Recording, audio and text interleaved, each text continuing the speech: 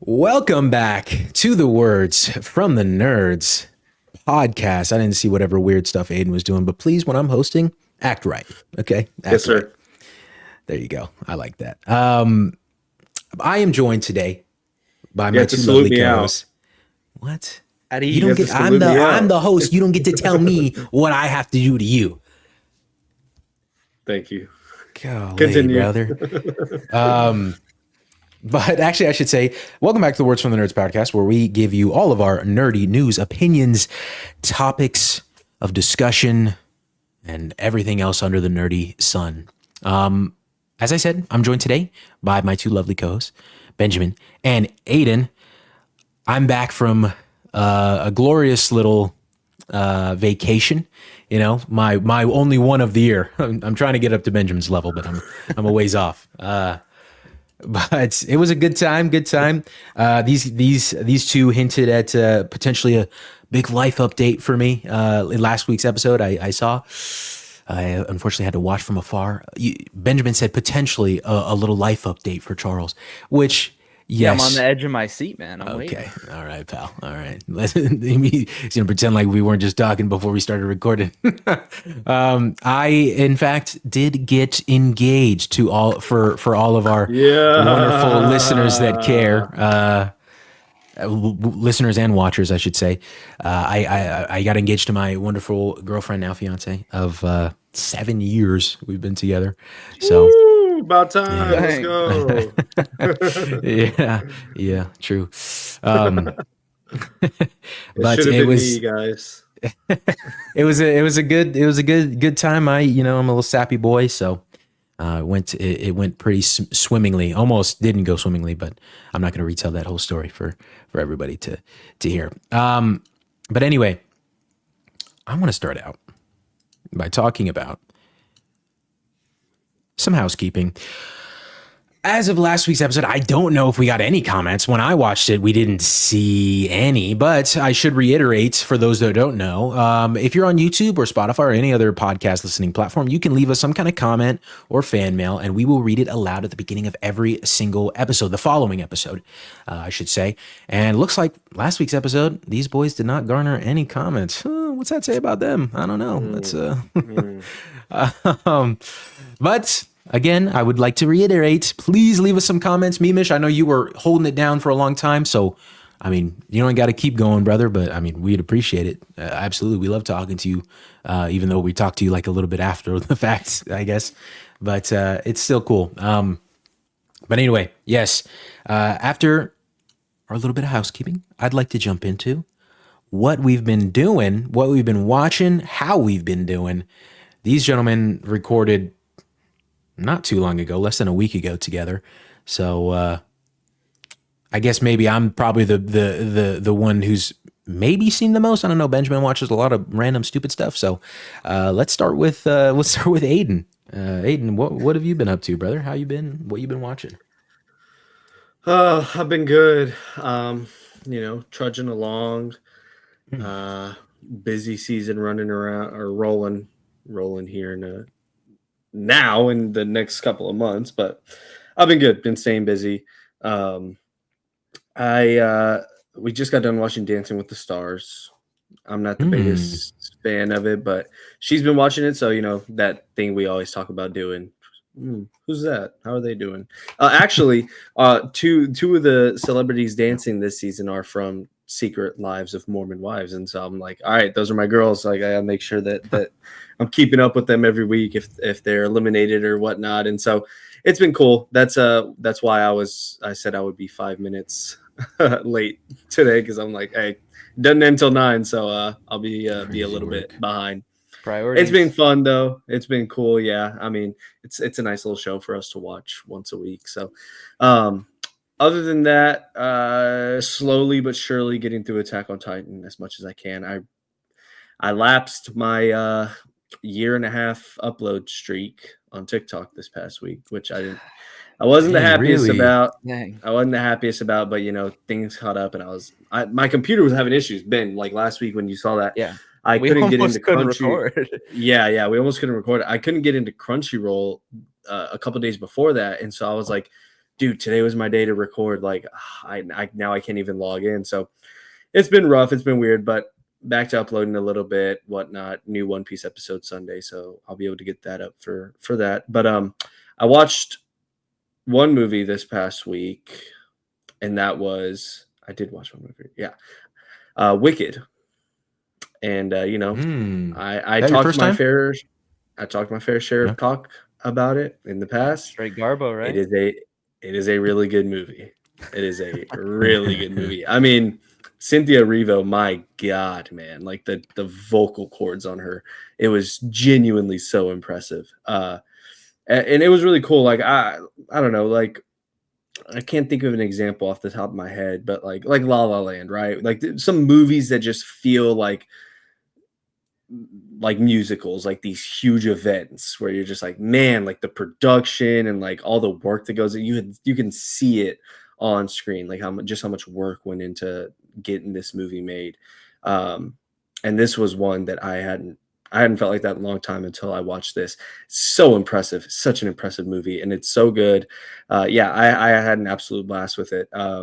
Next week is Wicked week for Dancing with the Stars, so we caught it at a perfect time. And then Wicked for Good is coming out soon, so I got my tickets for that already. So Wicked was great. It was awesome. I was happy that I was able to finally get it in and check it out. And so I feel like there was something else we've been watching. No, just more cooking videos and Dancing with the Stars. Yeah, that's kind of been our ish lately. So yeah, pretty decent week. I mean, whatever. I'm a busy man. What can I say?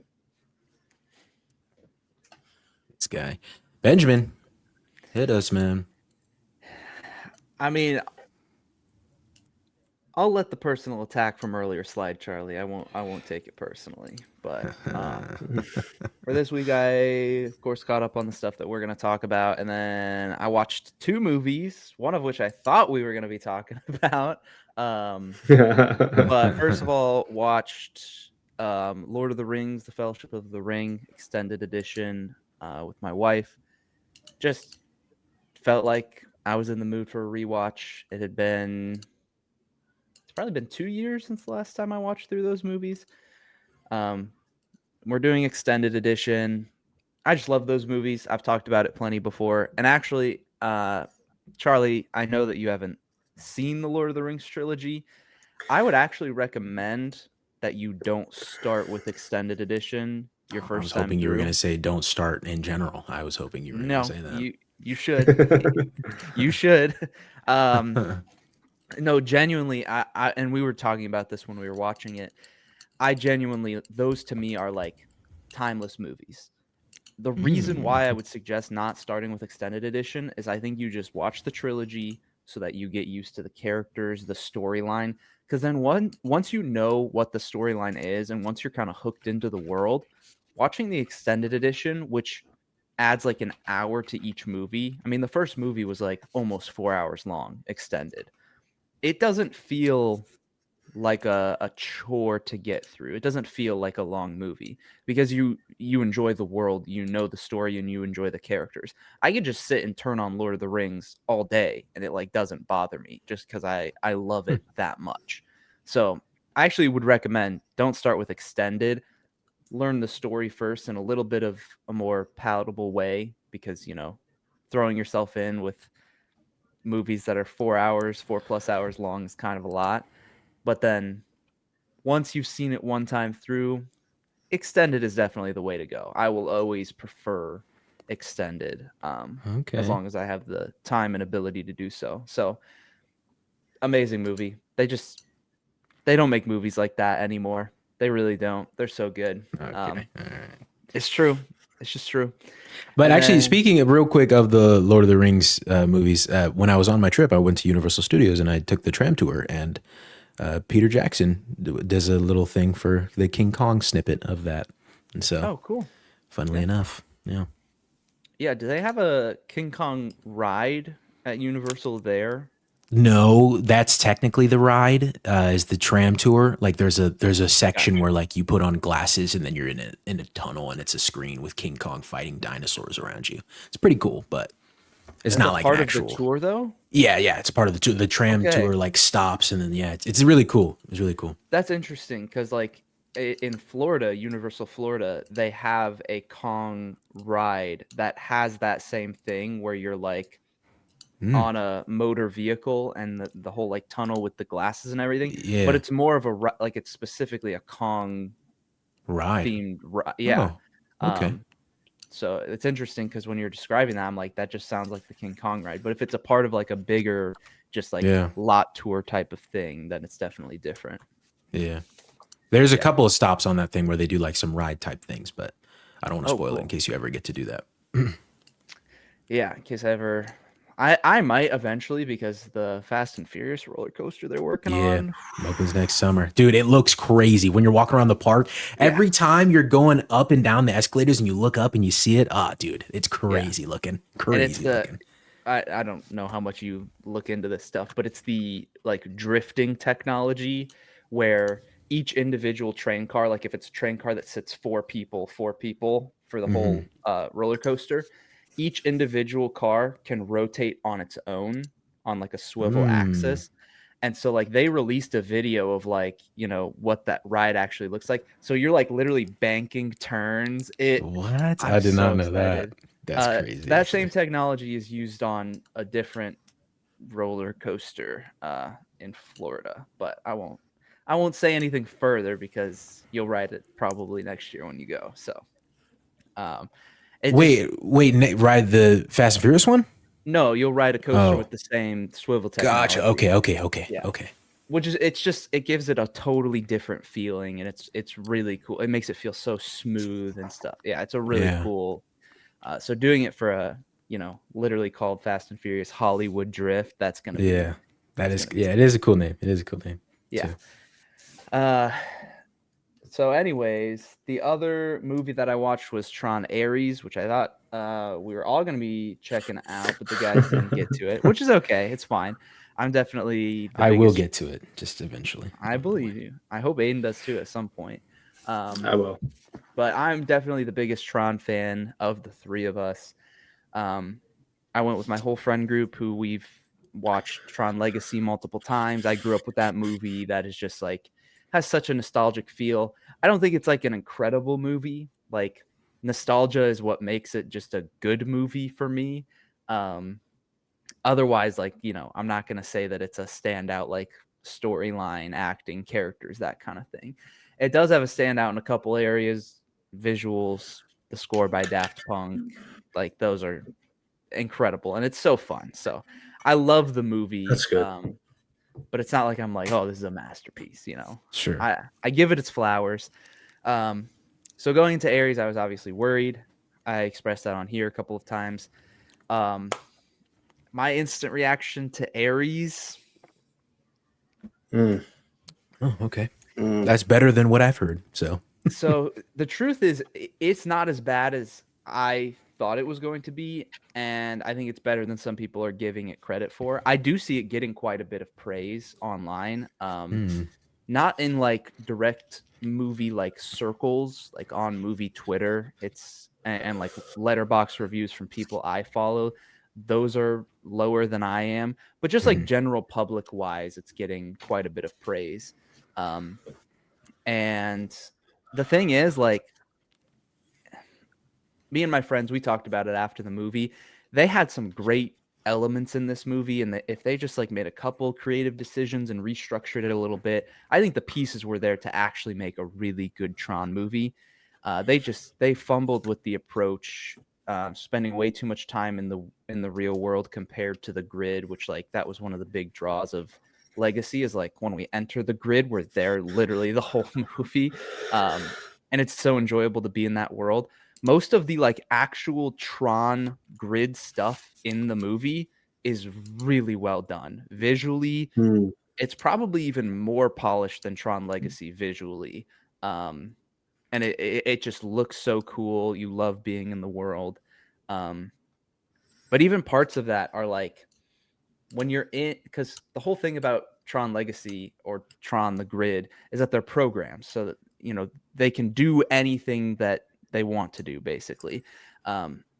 whereas in Tron Legacy, we had a human element to it that was kind of interacting with the programs. And so there are some like action scenes that specifically happen between programs in the grid.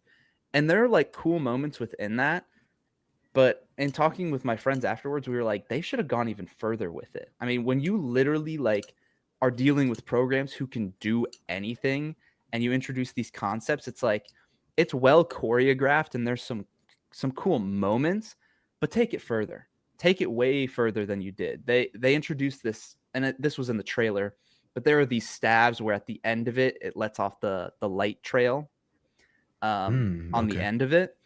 And we learn in this movie, which I actually didn't get this vibe from Tron Legacy, those beams of light are like solid objects. They're not like lasers. So like if you run into it, it's like hitting a wall. It's not, it's not just gonna immediately demolish you. And so like they establish in this movie that the programs can actually stand on these light beams like that. They're able to walk. It's like solid material.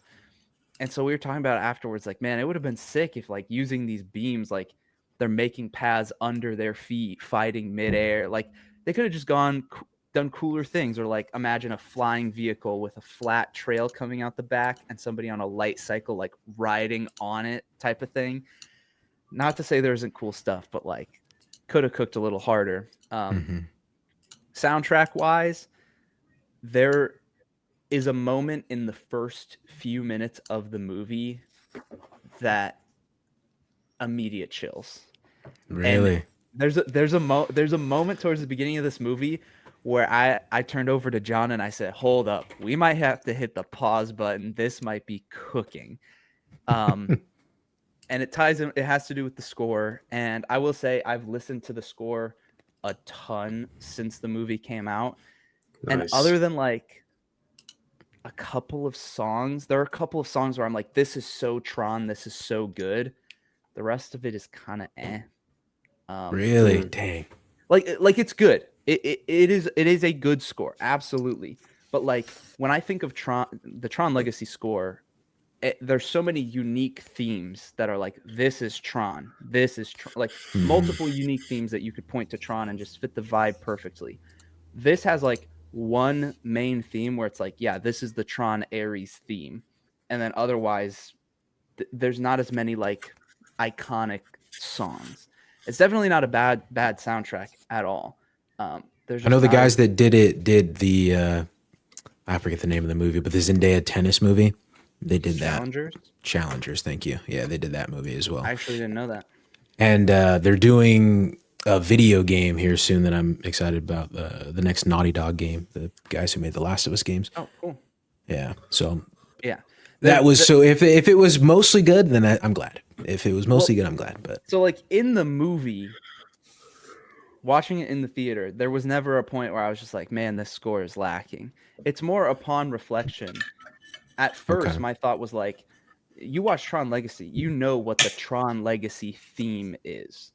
Watching Ares, you don't get that clear standout, like emotional connection to a score tied to the story. And so it has to do with listening to it after the fact, just over and over, where it's like, there's some great songs. And I think in the movie it worked well, but a lot of the tracks I listen to and I don't directly connect it with the movie. And maybe that will happen over time, but that's just, and the truth is it was never going to top the Tron Legacy soundtrack. They could have given me a perfect score and that doesn't matter. And I'm aware of that. That's just, inherent bias. Like that was never going to be the case, but taking that aside and still just judging it for its own thing. I think they started strong. That's what I'll say. Like the first time that they really get into like an original score for the movie, I was like, okay, this soundtrack is gonna cook. It just couldn't hold that throughout for me personally. Jared Leto is fine as an NPC. There's a time where he has to be more than an NPC, and it's not great. Evan Peters is pretty good in the movie. They didn't do like they went just like generic evil CEO with this character though. And there was like a very we'll talk about this either, off pod or something. There was a very clear way that they could have made his character way more interesting, done way better, made the stakes higher, certain emotional moments hit harder. Just a very obvious thing. So this movie, it's basically just like, it has a Tron feel, but it's just less of everything. A less good soundtrack, a less good story, less of the grid, less of being in the world. It's just less of everything. Other than visually, like that, I will give it credit for. The movie visually looks phenomenal. So I'm somewhere between like a 5 and a 6 for me. Okay. It's higher than I thought I would give it, and I had a really good time at the theater. It was a really fun time, but it still is frustrating. Like, okay, you've had 15 years, and this was the best movie that you could put out.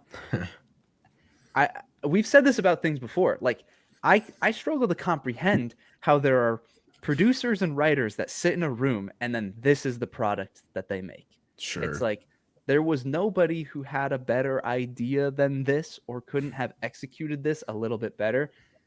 Last thing I'll say, I saw somebody on Twitter who pointed out that not the first, but Tron Legacy was directed by Joseph Kosinski, who then went on to do Oblivion, I think it's called, with Tom Cruise, and then did Top Gun Maverick and then F1. Yeah. And somebody said, bro, imagine Joseph Kosinski did the Tron sequel after coming off of Top Gun Maverick and F1. And that just hurt because they brought in the director from the 5th Pirates of the Caribbean and the 2nd Maleficent movie. So a person those light cycle sequences would have been insane if Joseph they would have been crazy. Bro, I won't spoil it, but they just there's cool stuff in this movie. I don't want to like undermine that in the slightest, but it still just feels like it doesn't have that same aura. I don't even know. Like, it's cool, but it feels more limited, or the approach to it doesn't make me be as enthralled in what I'm watching. I can watch and be like, yeah, that was cool, but it's not like, holy crap, this is sick. And there's a difference. Not as bad as I thought. The only thing I want to say, just a kind of interesting tidbit, maybe it's interesting to you guys.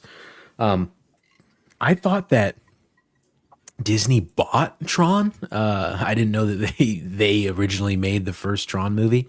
I've seen the first Tron movie. It does not seem like a Disney movie at all, even back for those days standards. So like, it was a complete shock to me. I literally Googled when I was trying to find out. I Googled, when did Disney buy Tron? The Tron franchise. The general like theory is on the Tron franchise, right? I don't think I do.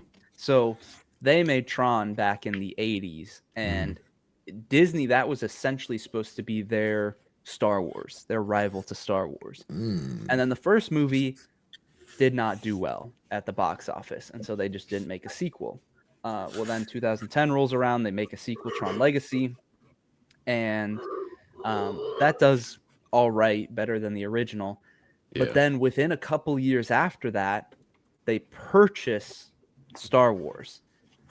And then they put all of their eggs into that basket. And now they haven't made a Star Wars movie for 6 years, and come out with a new Tron movie. I genuinely believe that if they did not buy Star Wars and come out with The Force Awakens in 2015 and start producing a bunch of shows and movies, I think we would have gotten a Tron Legacy sequel, more direct sequel, a lot sooner. I think I could agree with that. Yeah.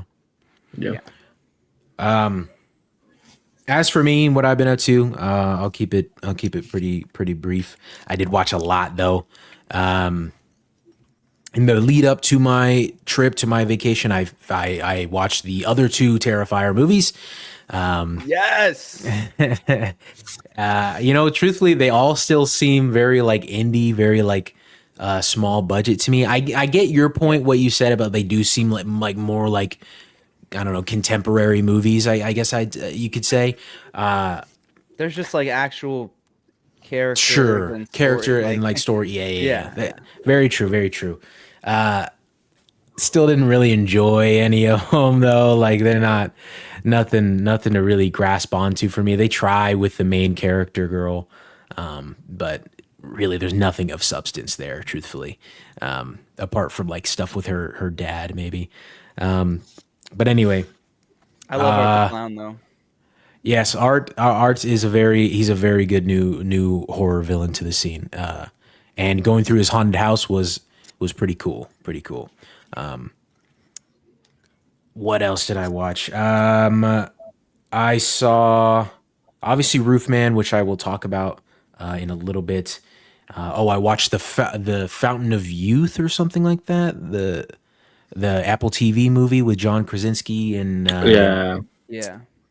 Natalie Portman. Not nothing to write home about. It's just it felt like a National Treasure movie, but also it kind of felt like, for those listeners that are, because I know these two don't have any frame of reference, but it sort of felt like what an Uncharted movie should have been. Because the Tom Holland one, I do enjoy it in certain aspects, but like I feel like it missed a lot of things that make Uncharted, and this one felt like more of an Uncharted movie. But I loved the National Treasure movies growing up, and this kind of felt like that a little bit. So it was cool in that respect. But really, nothing great performances from John Krasinski or Natalie Portman here. It was really run of the mill.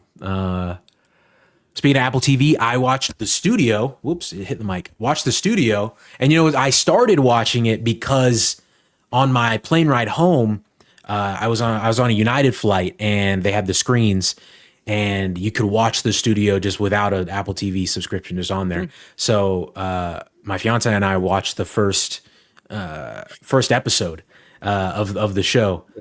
I'm trying to get used to it, bro, because I keep saying my girlfriend. But we watched the first episode. We timed it together. We didn't watch from one screen. We just try to time it up. And first episode was really good. Honestly, the whole show, I don't know if it deserved all of the Emmys that it got, but it is a really entertaining show. Very like meta. There's an episode where because it's all based around like a movie studio and like the higher ups and that kind of thing. There's an episode about them going to set and trying to get this really cool one shot in the movie that they're filming in the episode, and the entire episode of the show is a one shot. And so it's nice. Like it's really like, I don't know, it's super cool from that aspect. And then there's also like a detective episode, like a neo-noir detective episode where not noir, it's not black and white or anything like that, but it's very old-timey detective sort of thing. And it really, I don't know, a lot of cool aspects, and it's funny because it's Seth Rogen, a lot of The Boys actors show up, which not a surprise. Seth Rogen's a producer on The Boys and whatnot, but yeah, The Studio was pretty good. I started watching another Apple TV show thing that I'm not like deep into yet, but The Morning Show season 3. I guess I'm deep into the show in and of itself, but not the new season, which is season 3 is not the new season, but whatever. I'm catching up because I haven't had Apple TV in quite a long time. On Netflix, I also started the Monster Ed Gein series, and that one, I don't know, so far, because I've seen the other two monster ones as well. This one's missing the mark, I'd say, a little bit more. I'm still interested in it. It's really bouncing back and forth between like the movies that were kind of shaped because of Ed Gein, like Psycho and Texas Chainsaw Massacre and everything like that, and then bouncing back to the past with Ed Gein and everything that he actually did. And do you guys know what iPhone face is? You know what that is? I don't. For you, Ben, iPhone face is like when they cast somebody in an old timey movie before like technology advanced and anything like that. But when you look at that actor, they look like they were born in the 2000s, and like they look like they would not belong in this time era, this era in time. And they cast Addison Rae in this TV show, and she's one of Ed Gein's victims, and it's just like, She's trying to play like a 50s babysitter. It's like, all right, dude. She looks like she literally just got off of making a TikTok video, bro. Like, what are we talking about? Maybe that's just because it's Addison Rae and we know who Addison Rae is because we were in the TikTok space, still are in the TikTok space. But I mean, more, that can be said for a lot of different actors, the iPhone face thing. Even in this show, there's other actors that I'd say it applies to.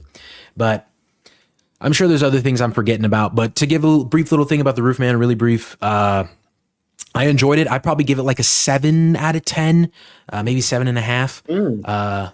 It was pretty, it was very enjoyable. And I knew that it was based on a true story the entire time.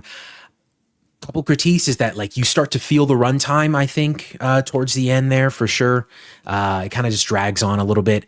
And also the main crux of like why the character did the things that he did was because he wanted a better life for his kids and his family. And for the large chunk of the movie, he just like does not like, there's no mention of his kids. There's no like, he doesn't even like, I get it. He's a fugitive, but he doesn't even like try to attempt to check up on them just one time. And then we kind of just forget about them and he's like building a whole new life. So that was kind of strange. It was cool to see Kirsten Dunst again. I don't really see her in much of anything anymore lately. What was that? Aiden's text, bro. Oh yeah. Oh my God. That's why I was laughing. You were talking about something and he sent that stupidness thing. Yeah, Channing Tatum does a really good job. Very heart wrenching in a way.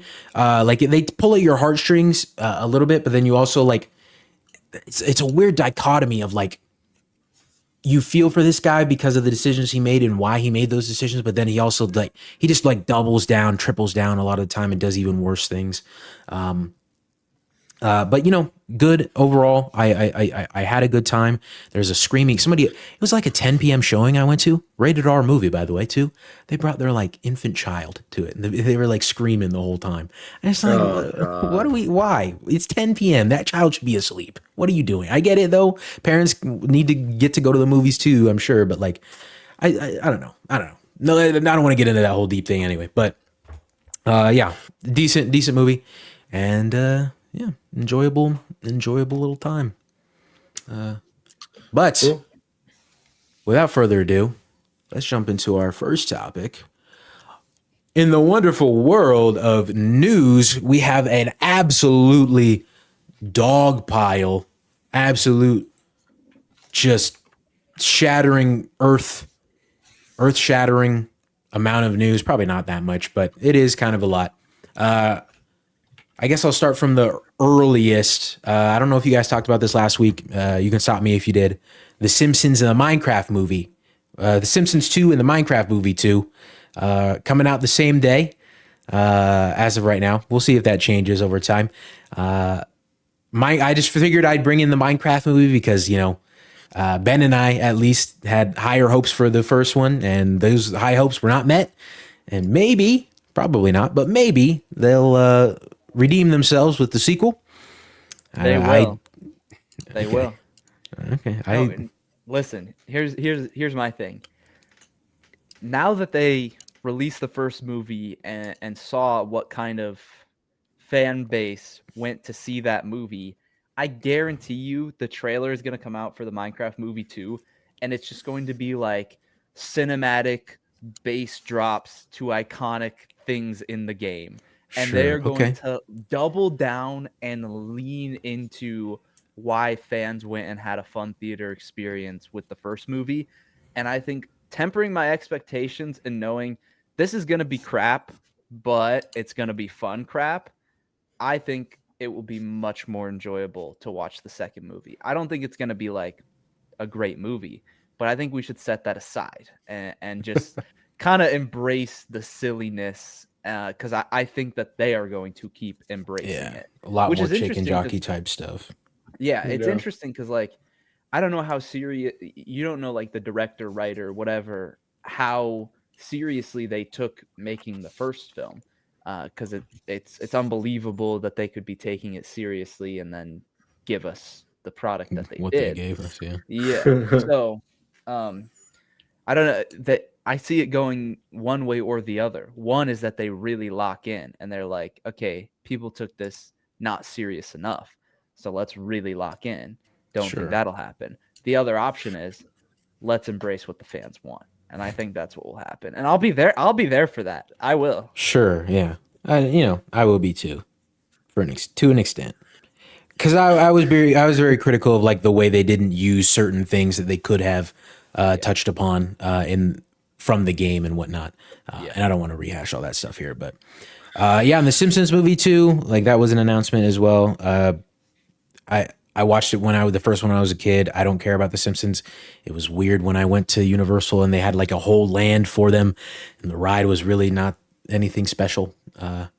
But yeah. What's the Simpsons ride?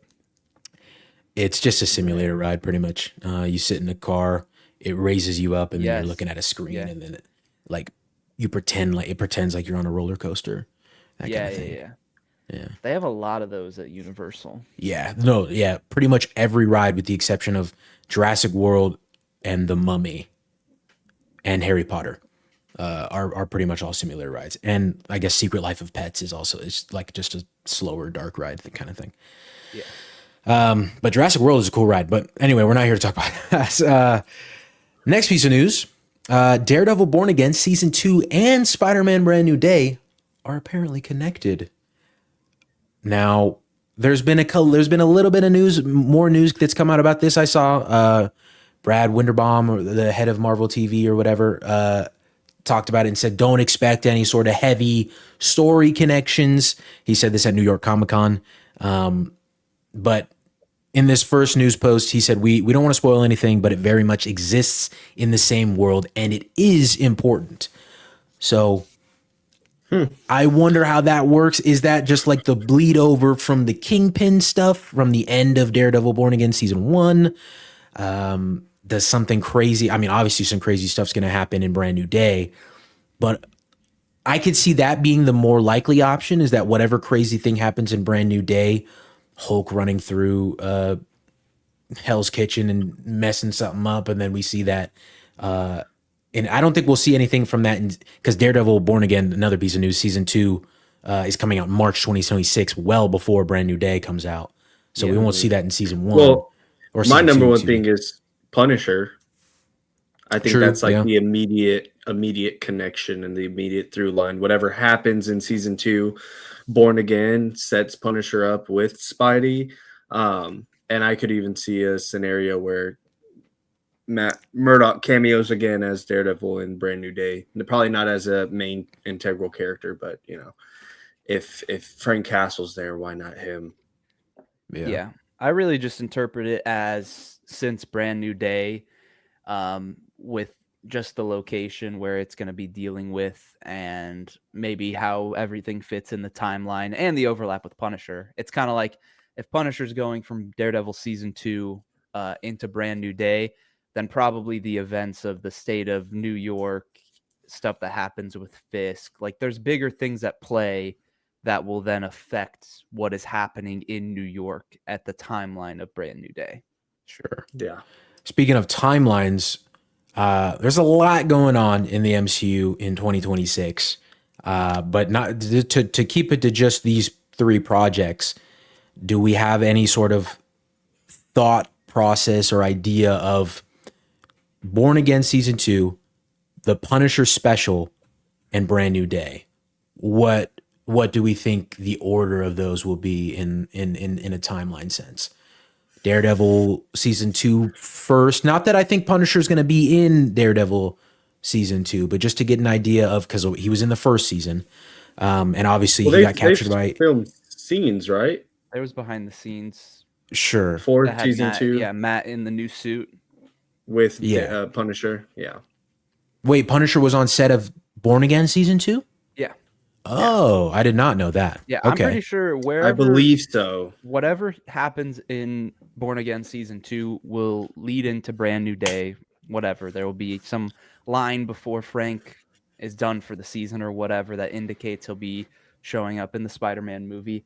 And then I think he won't have a huge involvement there, but again, it will kind of be teeing up Punisher special, and I think it'll be chronological to Okay. where they're releasing the project. Gotcha.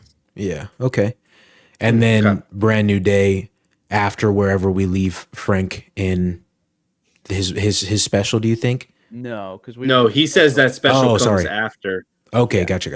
Yeah, Okay. how we're getting it chronologically, like when we release things, I think is the timeline of events. Born Again, Interesting. Brand New Day, this Punisher special. I agree with you, and I do think that is probably the most likely case, considering we don't even have a date for the Punisher special yet. But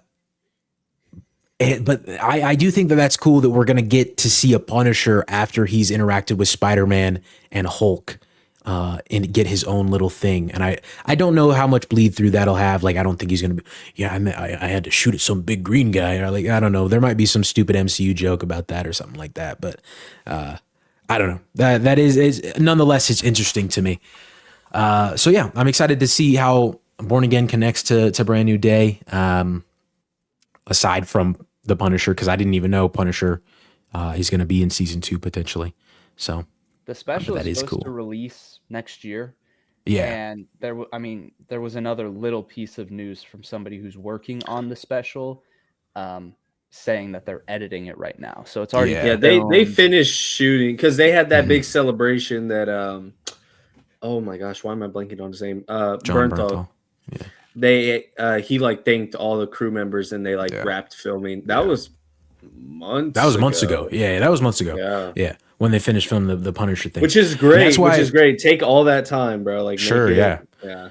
Yeah. That's why I say Marvel, and we're not going to talk about this in news, so I guess I'll just cover it right now. But like, I wonder almost, are we going to run into another quantity over quality problem here that we complained that not me, but the grander audience complained about when it came to like 2021 to 2024, 2023 MCU, because like, dude, 2026 we have Born Again season 2, Punisher special, Brand New Day movie. Granted, these are animated, but still. X-Men 97 season 2, Spider-Man, Your Friendly Neighborhood Spider-Man season 2, Wonder Man is starting off the year, Vision Quest show, and then ending off the year with Doomsday. So like, I think that's a perfect, like, I actually love that. Like 2 animated shows. Daredevil, is Wonder Man coming out here in a couple in December or January? Starts January, yeah. Yeah. Born Again and Daredevil, and then Brand New Day and Doomsday. Like, I think that's such a great balance to help the quote unquote fatigue or the quality or quantity over quality. Back whenever it was WandaVision, Falcon and Winter Soldier, Loki, and then like you turn around and did She-Hulk, Moon Knight, Miss Marvel, and you weren't hitting on any of those. I think a good balance of like, here's 2 TV shows that may or may not fit your taste. Here's Doomsday and Brand New Day, an Avengers movie and a Spider-Man movie, and then here's a special and then 2 animated shows. Like, I think that's a perfect layout where you're not giving us too much of the same thing. It's a lot of shows that have amazing, honestly, projects that have amazing track records aside from Vision Quest and Wonder Man, which, if you're into the new stuff, then here's your bite of that. Sure. If you love Spider-Man and Avengers and the Netflix stuff, here's your bite of that too. So I honestly think that's a perfect balance of, here's something every month, every other month, but not enough to where you're getting burnt out. There's just something new or something that everybody could enjoy. Mm-hmm. Yeah, I think an important thing is like how much we care about the projects. Like, we're getting Born Again season 2, which will tie into Brand New Day, which will tie into the Punisher special. We're getting like a trilogy that has Punisher in it with a continued through line of that story. I care about all of those. Of course, I care about Avengers. And it's like, if I were to say that they should cut anything, it'd probably be Wonder Man, because right now I don't have a care for it with where we're at currently. And then probably Vision Quest, because I'm not as into that storyline. Otherwise, I'm like, very interested in Vision Quest, by the way. Me too. I'm very locked in. I'm interested in Wonder Man as well. I'm actually interested in the whole slate Yeah. this next Sure. year. Yeah. I'm even though, like, obviously I need to watch X-Men 97, but still, just like looking at the slate, it looks like a way better slate when it was like Echo, Secret Invasion, Agatha All Along, Ironheart. Like, if you just compare, like, you know, what a year in TV has looked like before combined with some of those movies, it's like it's a Spider-Man movie and an Avengers movie. It's a That's all you Punisher need, special. buddy. It's a Daredevil season. It's X-Men 90. Like, it's checking I the think boxes.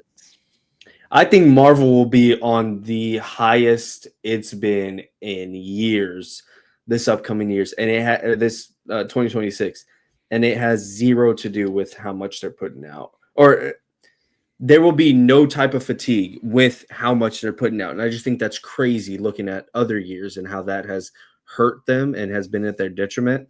So the fact that they're putting out this much, and I think it'll be probably their best year in the past 6 years, then I that's just insane to me. But it shows that there's not really a worry when it comes to quantity over, or the worry of, oh, are we going to get back to quality over quantity? I think this is exactly where they want to be. I think this is the position that they want to be when it comes to all of these different projects and whatnot. We're going to move on to the next piece of news. I just wanted to also touch on one that I don't think we talked about from a couple weeks ago. They did finish principal photography on Doomsday, and I do want to give them their props a little bit because of how long they have for post-production stuff. Even though we still heard all the things about the script not being finished and whatnot. But if they finish principal photography, maybe a lot of that we heard might not be true. But also, I'm sure there's going to be heavy rewrites that go into heavy reshoots, that kind of thing. And I'm sure we'll hear about that within the next couple months. I had a thought about, like, the whole, like, script not being finished for Doomsday, and they were still filming. Based on what we've heard some of the actors say, Simu Liu, Channing Tatum, talking about how mind-blowing this movie is going to be, and just like, I think Channing Tatum specifically said Deadpool and Wolverine times 50 is what, like, kind of thing you can expect, which is, but more so in, like, Should I be scared? him saying like he knew that people would go crazy when Blade walked in. And so, like, those moments of just like, whoa, and like the battles that are going to happen between our characters and bringing back old characters.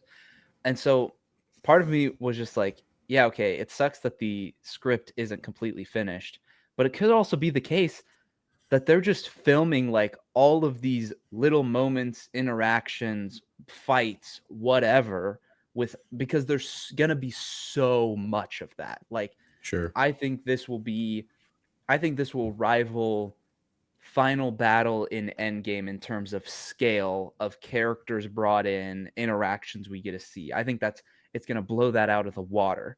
And so it's like, how much of the Endgame script needed to be done for you to shoot the final hour of that movie? You could just know, Yeah, true. we know we're going here. And then, you know, some of those moments in between that require maybe some reshoots, or the important through line of everything, that doesn't inherently need to be figured out immediately.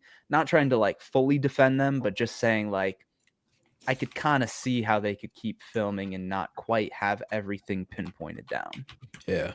That's fair. Definitely fair. I think that's a fair point that we never considered before. But yeah, I'm looking forward to Doomsday, of course. We will see how 2026 goes for Marvel. Are we watching it together, though? We have to figure something out. Real quick, I will say I just briefly looked it up. The Endgame script was not finished until after filming began as well. So, Ben, to your point, everybody, let's take a deep breath. It was still being edited. The movie was still being edited after the release of Infinity War. So let's all calm down a little bit and just wait for news. All right, let's just sit back and be patient. Yeah. On to the next piece of news, switching it over to Invincible for just a little bit. Robert Kirkman says Invincible season 4 is bigger and scarier and more intense. He said, quote, "We've got to top that conquest fight somehow, so get ready for season 4. I mean, I personally hearing that, I don't know how. Like, I have an idea because I know I think I know one more spoiler from the comics. But I don't. I also, is that going to happen this season? Is my thing. So, Thrag. Yeah, Thrag and the other guy. Yeah. Oh, 100%. I think that's. You think that's happening this season? 4. I think end of season 4. Like you ended on that. It's like, whoo, true. That's true. I guess I don't know how soon that moment is in the comics because I'm purposefully not reading the comics because I want to experience it for the first time with the show. I will go back and read the comics though after the show wraps up, whenever it does. But yeah, I mean, if they can top that, oh my gosh, that Conquest episode, dude. If they can top that with not only the biggest crazy action things that are happening, but just the emotions involved within it, dude. Like that was top tier stuff for that show. He's just a kid. We get to see him put on the meat coat. Ooh. Discussing film, man. Tweeted something. I was like, bro. I was like, come on, bro. Like, doing too much. Yeah. I'm excited. Of course, I'm excited. Yeah. I'm there for it. You already know that's my first draft pick. Yeah, I said that's my first draft pick, buddy. Is that like definitive number 1 pick though? Because no, I don't. Day, Odyssey, yeah, I don't. It's not a definitive number 1 pick. I think just like because like the rest of the other seasons have scored well, so it's just like if you want to like puff up your list, maybe. Yeah, I mean, top 3 for sure. Like the fact that one of us is going to get each of these 3, because I think these should 1,000% be the top 3. Which 3? What? He's about to say. I think he's about to say. Oh, okay. Yeah. Sorry. These, I'm building up to it. We should already know what you're talking about. Yeah. No. And correct me, jump in, please, if I'm wrong. Invincible season 4, or would it be the 5th season? No, it's 4. It's 4. It's 4. It's 4. Okay, I'm thinking of the boys. Invincible season 4, Brand New Day, and the Odyssey. Wrong. You're wrong. What would you say that the 3 are? Brand New Day might not even be top 5. What? You're crazy. That's crazy. That's a crazy thing to say. Over Dune 3, over X-Men 97. Dune 3 might. That's a good point. Dune 3 might not come out. We're talking about list picks here, guys. What you think Dune 3 might get pushed out of 2026? I think so. I don't think it fits because it's so close to Avengers right now. I think March of 27. Yeah, because right now they're both on the same day. I think if they just keep, because Dune Part 2 was March 2024. I think if they just keep Dune Part 3 in that March slot, right where Sinners was, that getting right out of January, February, but like right into the prime like pre-summer, I think they'll probably settle for there. There's no way Avengers Doomsday is moving from that December spot. No. They picked that for a reason. X-Men 97 though, that one would be more interesting, especially because it's going to have a lot more eyes on it than whenever the first season came out. And some of the stuff that Charlie's going to talk about with it, geez, man. I mean, but I still think Brand New Day will 1,000% be like, I honestly think it should be the number 1 pick. What? Really? Those Spider-Man, those MCU over Spider-Man the Odyssey movies get so much love. Maybe I can make a case for Odyssey being number 1, but those Spider-Man movies get so much love. And Destin Daniel Cretton, like, bro, everything that we have talked about leading up to this movie, like. Speaking of, I want you to continue your thought, but speaking of which, and I guess we could talk about it later, but Wonder Man, the first 2 episodes are directed by Destin Daniel Cretton. So yes, that too. Yeah. I think Wonder Man is going to be a sleeper. But we're getting off. I think so too. But yeah, we'll talk about that later. But yeah, I mean, you think over the Odyssey? Yeah, I know you said you could make a case, but yeah, I think if I'm being realistic, it's for sure 2, but I could 1,000% see it being the number 1 pick. I don't think that's crazy at all. It might be your number 1. It won't be mine. Ben's Ben's got his list right now, and he's adjusting.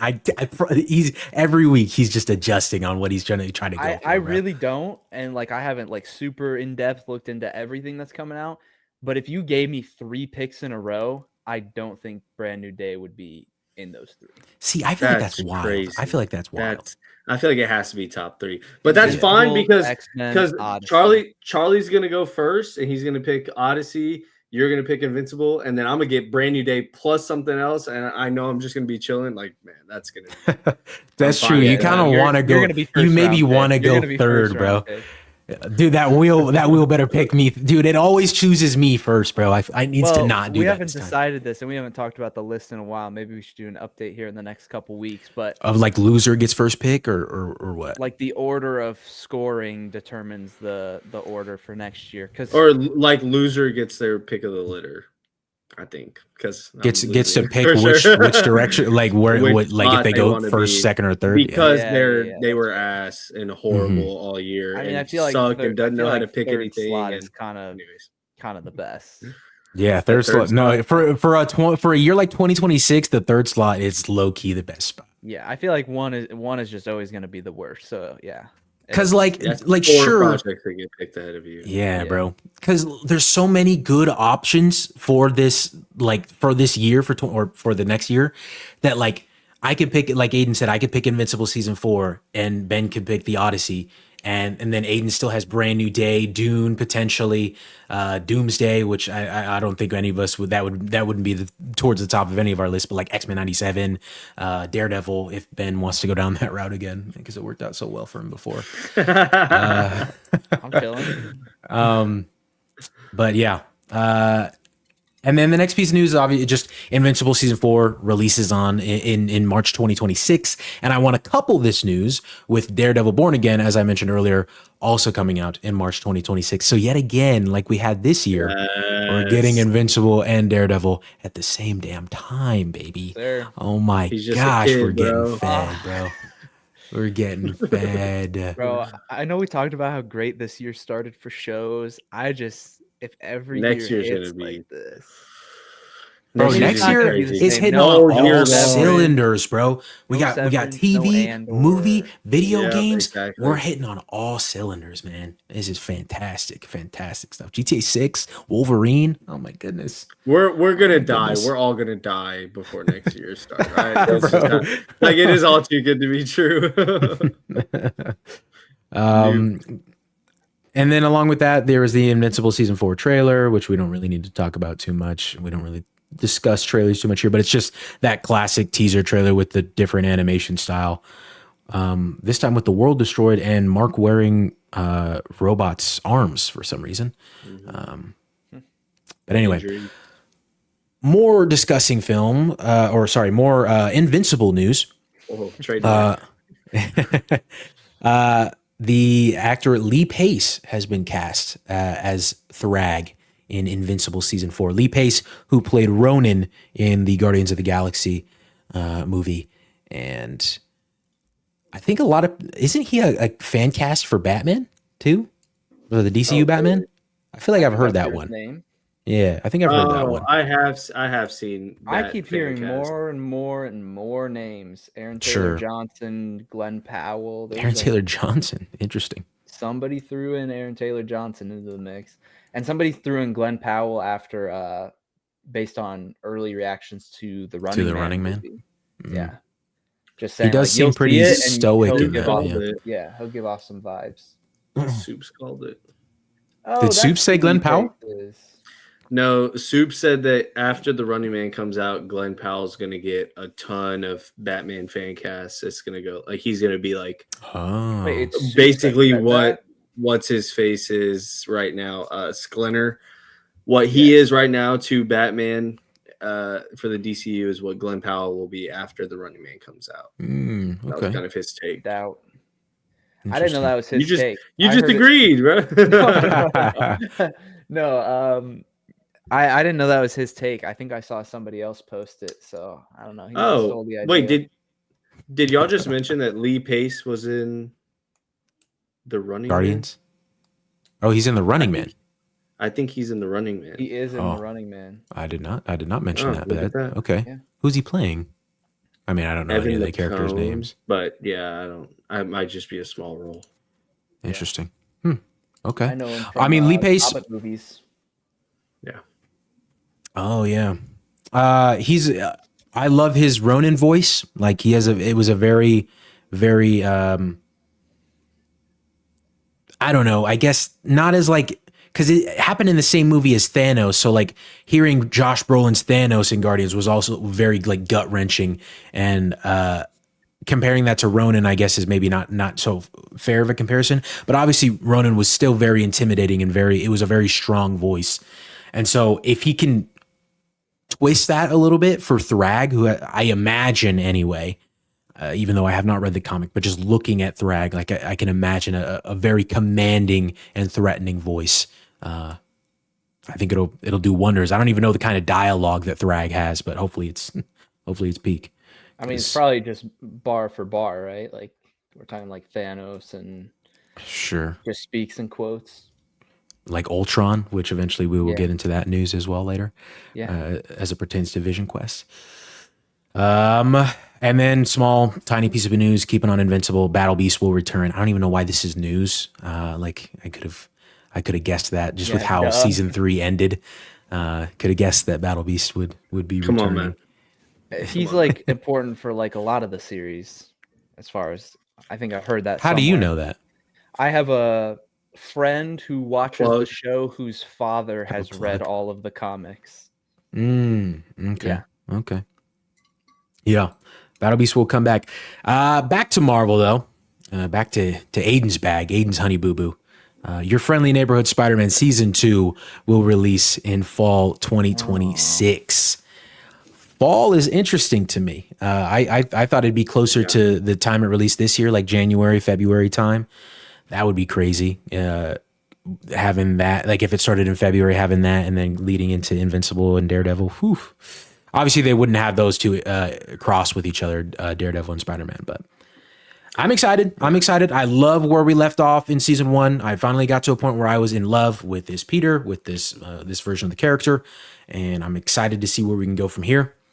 I didn't care for that stupid little symbiote monster, but they're rectifying that to add on to this news. Venom will appear in Your Friendly Neighborhood Spider-Man season 2. Oh shit! Hell yeah! I didn't know that. Nice, dude. Heck yeah. You were texting about the news, going crazy in the group chat, and I could have sworn that was like right when this was revealed. Oh really? No, I was just seeing a bunch of the Daredevil, Invincible, and then the X-Men 97 news was when I was like, bro, this is going crazy. I wasn't expecting any X-Men 97 news. I don't know why I wasn't, but I stayed away from all Friendly Neighborhood Spider-Man stuff. Y'all have just bullied me so much that I'm like, maybe I should just stop caring about this. So hey man, I said I liked it. I like where it left off, bro. Well, guys, stop. Not all at once, please. But yeah, I'm showing what they could do in the latter half of that season, just emotion wise for the character with Peter, and obviously the entire season with Lonnie. I think all in all, like my one praise for the entire season. I had a lot of problems with the beginning half when it came to Peter, but my running praise for the entire season was Lonnie and everything they did with him and his character. And I'm very excited to see that continue and how that might branch out in season 2.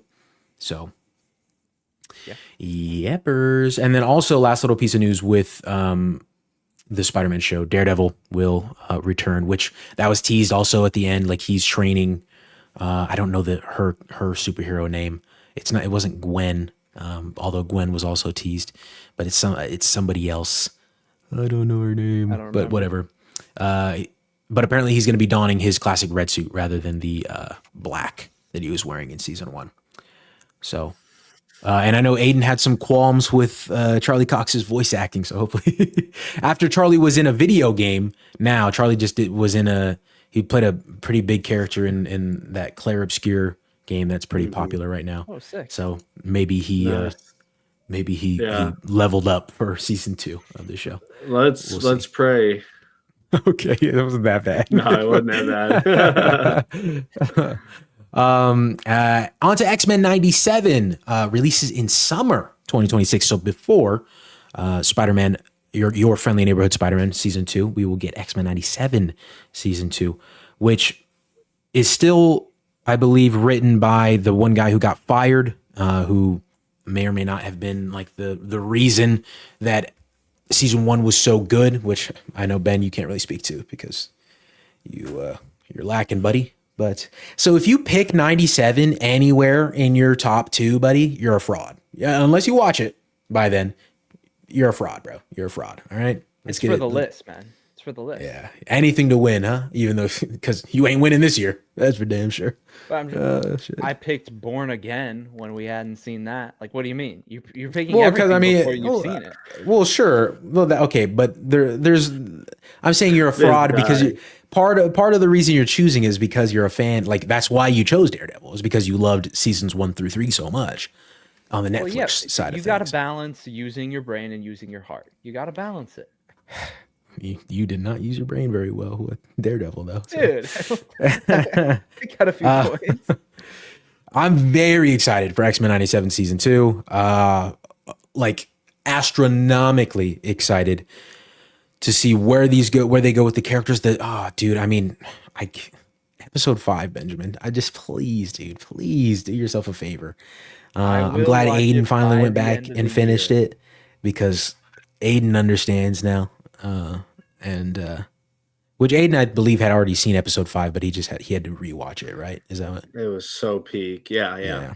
I had gotten past that. Now I think they were releasing them week to week or every couple days, and I had gotten up to 5. Mm-hmm. And then you stopped right after 5. I had never watched the rest of them. I think that's what happened. I'm not sure, but and then you rewatched the whole thing. Towards the end there, when they get to that like dark fantasy space, like bro, all the shit that they do with, I won't name him, but oh man, I was just like, this is cinema, bro. Like this space cult, bro. Oh my god, dude. And then everything after that with like the reeling with the characters afterwards, especially her, like bro, such good stuff. And then there's even for you, Ben, hype moments and aura. There's a little bit of cameos in there for you, buddy. What do you mean for me? I don't know. You're the hype moments and aura guy. What do you mean, buddy? Come on. Come on, man. I don't know. I don't think I've ever used those words in that. You might not use it, but it's used to describe you, pal. All right. I haven't heard it, but that's okay. Hey, go back like 4 episodes. I don't know. I got fans everywhere, you know. All right, what can buddy. I say? But speaking of X-Men 97, the trailer did leak. I think every trailer except for. Did they show a Vision Quest trailer? I don't know if they did. They did. They did. Okay. Then every single one has leaked except for that one that I've seen. I saw the full version of the Daredevil one. I saw the full version of the X-Men 97 one. Did they show one for Spider-Man? I don't think so. I don't remember hearing anything about that. But if they did, then that one also did not leak. But speaking of 97, it was a pretty decent trailer. I think that Daredevil one was better, was cooler. I too enjoy myself some Childish Gambino, Lithonia. So anyway, speaking of which, some more details from that trailer of Daredevil. Featured Karen and Matt kissing and dancing. Jessica Jones and Foggy appeared. Foggy most likely in a flashback sequence. Maybe not though. Maybe Foggy's alive. Who knows? And Fisk boxing for some reason. Just absolutely rocking some dude shit. It was crazy. And then it's just also a picture of Charlie Cox and Kristen Ritter reuniting on stage together. Crazy stuff, man. And then keeping in line with, I don't believe I talked about this on air. I think I said this before we started recording. Kristen Ritter also teases a new Jessica Jones project, like a solo Jessica Jones thing potentially. She said there's a lot of stuff that I felt there was room to explore, and Brad Winderbaum, the head of Marvel TV, and her talked about it. And I'm not going to say any of it because we're going to be doing it. So, hey, that's just a matter of time, sounds like, until we get another announcement for whatever she's got going on for Jessica Jones. Very excited the potential of that. I guess I'll show this on screen for our visual viewers, just because I think it's pretty cool, and Aiden thinks it's cool as well because he sent it to the group chat. But the Wonder Man poster, I do think that this is like this is the kind of stuff that makes me interested in the show, along with the trailer. Like they're acknowledging the discussion around their own franchise. For audio listeners, it's the poster for Wonder Man is a magazine from the Hollywood Reporter that on the front of it has a seemingly like Superman-like figure, but all silhouetted. You can't make out any features, and it says Hollywood experiencing superhero fatigue. Is it time to hang up the capes? And so I've like just that in and of itself, if they're tackling that sort of idea at all in the show, I don't know if they will truly, but what the trailer shows, kind of mixing with what I just watched with the studio, kind of like a behind the scenes, more look at like the acting side of things and the crew side of making movies and whatnot. I'm sure there's still going to be an element of super powered stuff with Simon Williams and whatnot, but we'll see. Very much looking forward to the show. On to more Wonder Man news. But obviously we knew, actually, I don't know if we knew this. Ben Kingsley is returning yet again to play, I forget his character's name. What is his character's name? He was the Mandarin, but he wasn't actually the Mandarin. Trevor Slattery. Slattery. Yes. Thank you. And he was also in Shang-Chi. He was also in Shang-Chi for whatever reason, and now Ben Kingsley is like for such a nothing role. He's like he keeps coming back. That's good for him. He was also in that Marvel one-shot too. Good for this guy, man. Good for this guy. I think we knew that he was returning just because of who his character is. Yeah, that's probably He's an fair. actor. That's fair to say. But yeah, that is it for Wonder Man. And now for our last little run, it's all about Vision Quest.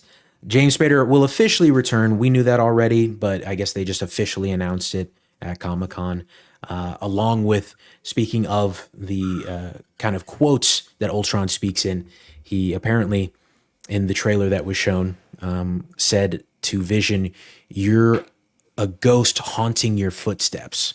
So that goes pretty hard. I'm very excited to get James Spader back as Ultron. I'm interested to see how they're gonna play, like why they're, because he's also gonna show up as himself in human form, and I just wonder how that's gonna work. Like, why would Ultron personify himself as, not to call James Spader old, but just like an older gentleman? Why would he do that? I don't know. And what I think is interesting is that they're all kind of showing up in human form. Yeah, right. All of the AIs. So I don't know. I think that I don't know. I just find that interesting. Like maybe a dream sequence, maybe something with Vision, and we see Paul Bettany, kind of like them all in their human forms. I think that'd be really cool.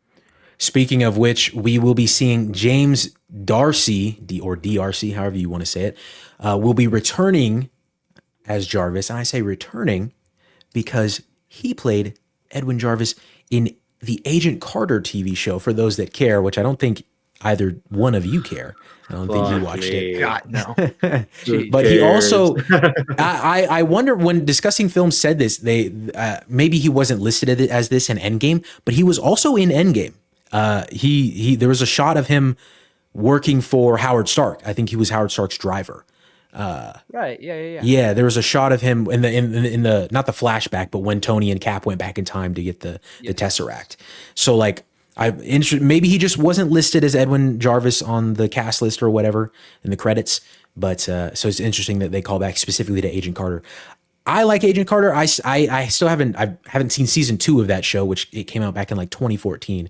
Probably will never watch it, but he was very good. He was very good, and I'm excited to see him come back.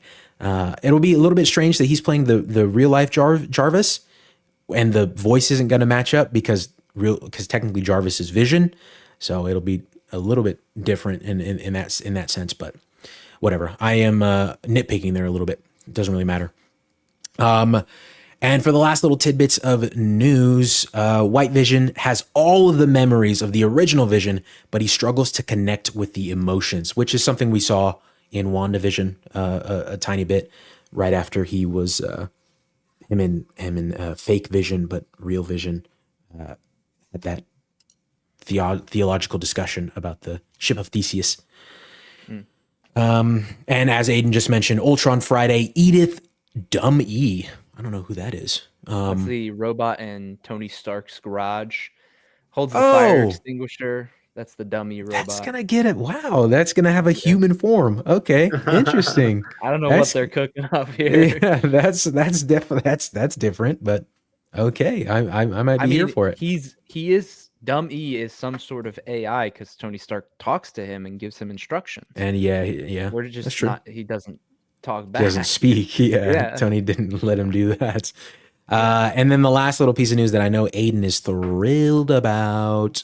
I don't know. I'm gonna butcher this guy's name. Ruardi Malika will officially star as Wanda and Vision's son Tommy in Vision Quest. Now, do we also think that we're gonna get? I don't know his name, but from Agatha, Billy, who plays Billy? Yeah. Well, they Joe said Locke, something like that. Yeah, they said this is finishing that trilogy, that storyline. So it's like, okay. So we will see him then. If there's no Agatha season 2 and this is finishing that storyline, then we're gonna bring in Agatha and Tommy. So it's like WandaVision, a little bit of Multiverse of Madness, and Agatha and Vision Quest. Yeah. Okay. Which I think is cool. I think it's that officially they said that. Yeah, I think it's cool to market. I think it's cool to market Vision Quest as a conclusion to Wanda's like little trilogy, whatever that may be. I think it's better to market it that way than just like any of what we were hearing prior to any of this. So I think it's cool. Do we see Wanda? No. I don't think you bring Wanda back in a TV show after killing her in a movie. Maybe in some memories or flashbacks or something, but just checking. My sources are saying that we will see her back. So. Buddy, Daniel RPK. Daniel RPK, is he saying that? Just busting film. His first name is Charles. His middle initial is E. So Charley. What? That's crazy. Dummy. AKA dummy. But that is all of the news that I have. Am I missing anything, gentlemen? Have you been keeping track of anything? Okay. I think that's about it, yeah. Well, with that, we will move on to, let's do Gen V first. We'll leave Peacemaker for the grand finale since we will be talking about the finale. Yes, Gen V, tad bit of episode... Okay, Aiden, bye. Oh yeah, I forgot that he's. I just used the restroom, so you're good. A tad bit of what was last week's episode? Episode 6. 5. It's 5 and 5. 6. 5 and 6. Okay, so we have 2 more episodes. So tonight is the penultimate, and then next week is the finale. Okay. Yep. From last week's episode, all I'd say, was really wild to see her use her powers like that and bring somebody back to life. That was cool. That was a cool thing to see. I'm struggling to remember a lot. It was them in prison. They got to rescue Kate, and then there was a big focus on Sam going back to his parents. And a lot of interaction there with them. Which I hope that kind of quenched your thirst for getting a little bit more Sam, because I know that was something that you were talking about a lot in the build up to that.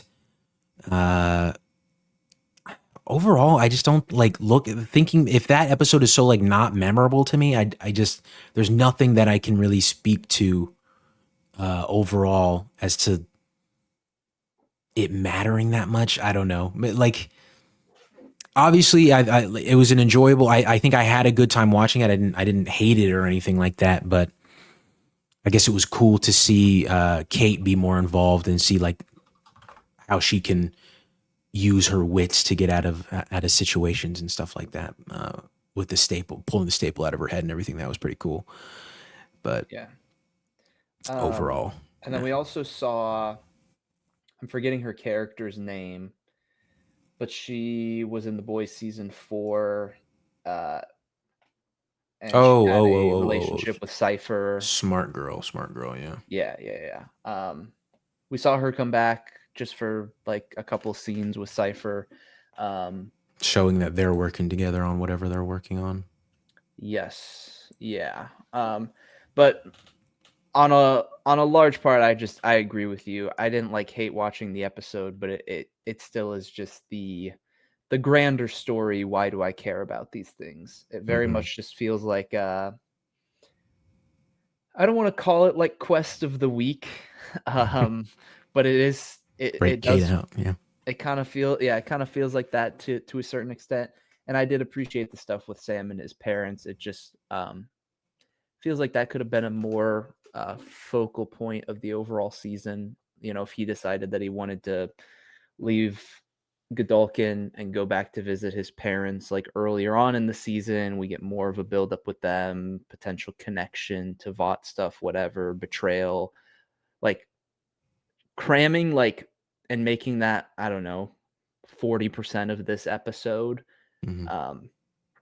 is just a weird pacing choice because he's been so sidelined. So then to have it be such a focal point,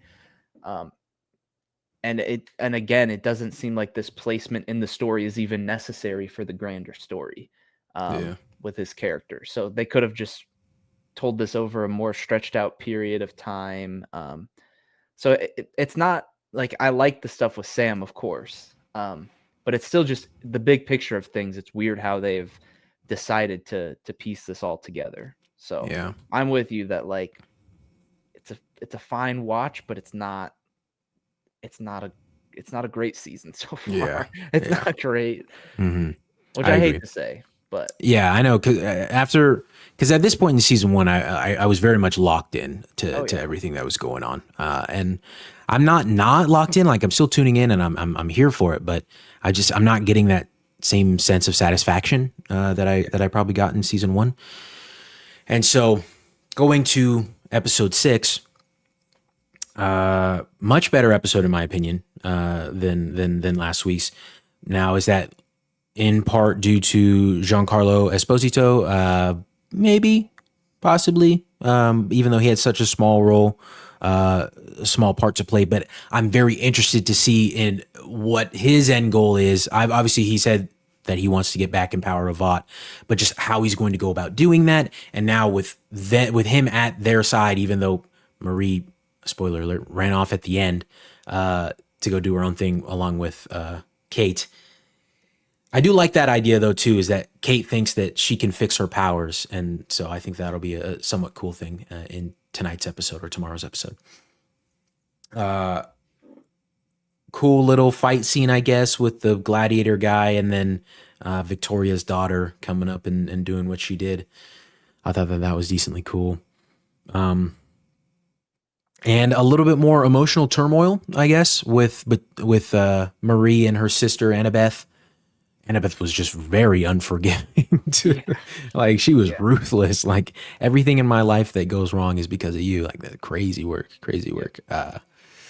Annabeth being a soup to some degree, interesting. I mean, I guess I could have seen that coming.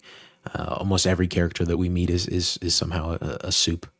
Secretly. I don't know how I feel about that actually. Her being a soup. Given Marie's childhood and the trauma like tied alongside of that, I don't know. I get that that's how they've justified them now meeting up in the storyline and significance with that, but it just feels I don't want to say convenient that that's the case, but it almost like belittles a little bit of Marie's childhood trauma that she went through, I guess. Not that like her sister being a soup changes anything about the terrible stuff that Marie went through. But more so, it's like I feel like it's more traumatic if her sister is not a soup. You know, there's almost more guilt for Marie, and like her sister understands even less so and whatnot. Yeah. Whereas if she's more ingrained in this world, she could probably understand a little bit more. So I feel like it lessens the emotional weight of things a little bit. I think I can agree with that as well.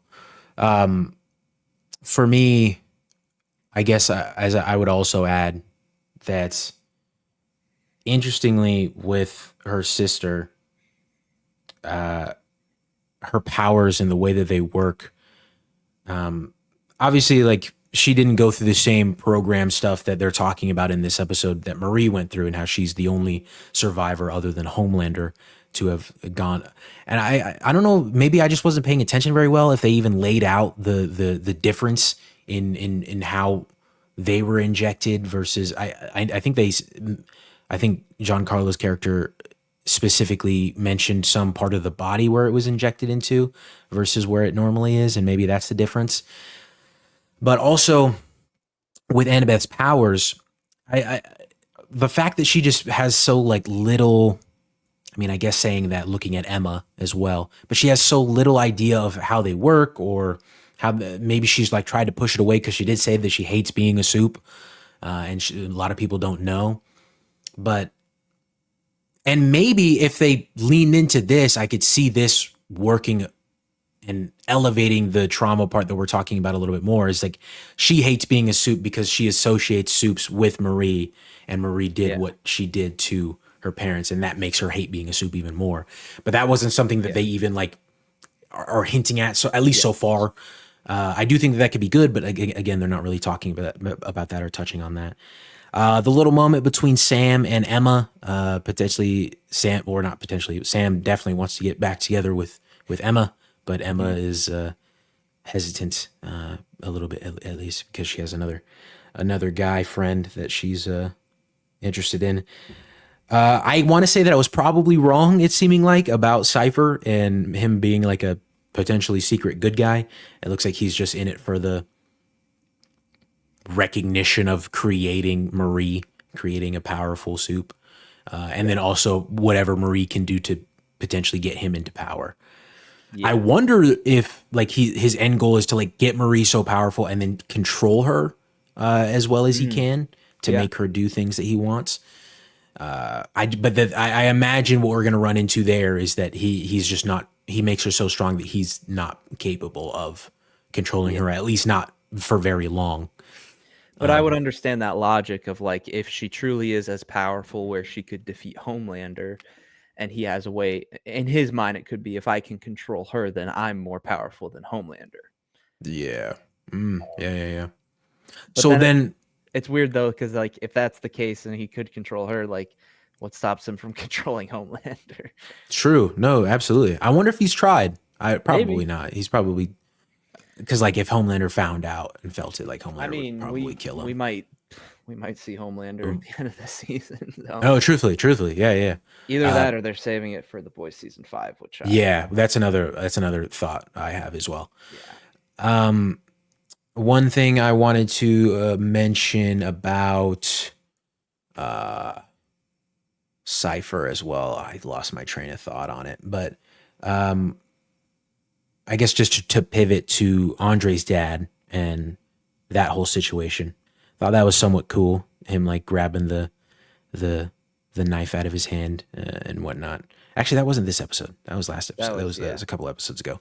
But still, him like overpowering the mind controller, whatever it is, and blasting him out of the. I wonder like if maybe Marie can also fix him, since the idea of Kate being able to, or Marie being able to fix Kate comes up. Maybe Marie can fix him as well, which might like add like a little emotional element of, oh, if Marie was more powerful, she could have fixed Andre too. Yeah.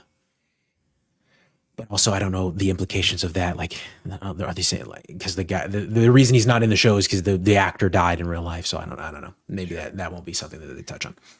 Yeah. But as for controlling Marie and him being able to do that. Oh no, that's what it was. Sorry, I found my train of thought. Did they explain in this episode? I think they did, and maybe I just am forgetting what they said. His reasoning for keeping Godolkin around, like why is Cypher still holding on to Godolkin? Oh, they said like something like a trophy or like a prize. Isn't that what they said?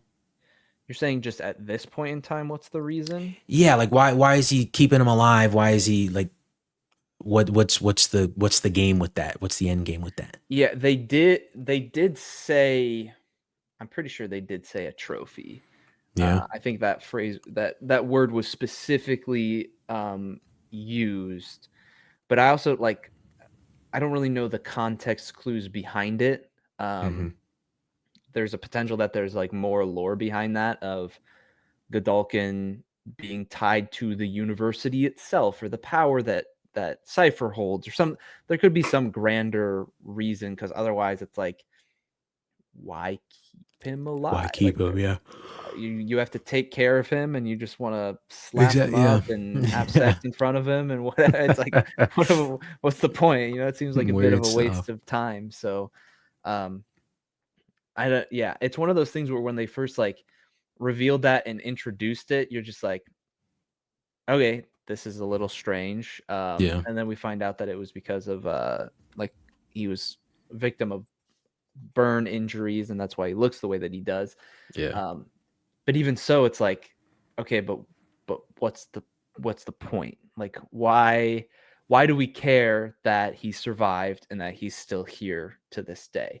And I don't think that saying, oh, it's a trophy or whatever, that's a reason, sure, but it's not it's not a proper motive to care about. Sure. It's just it's more just a fact of life so far.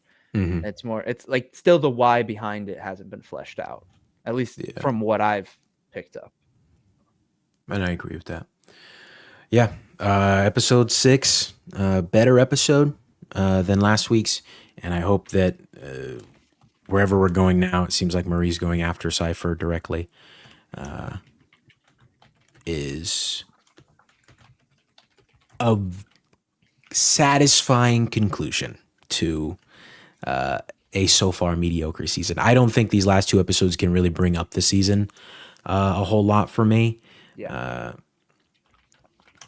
can't even imagine what crazy thing could happen that would make me enjoy these last 2 episodes so much, just with the direction they're heading in.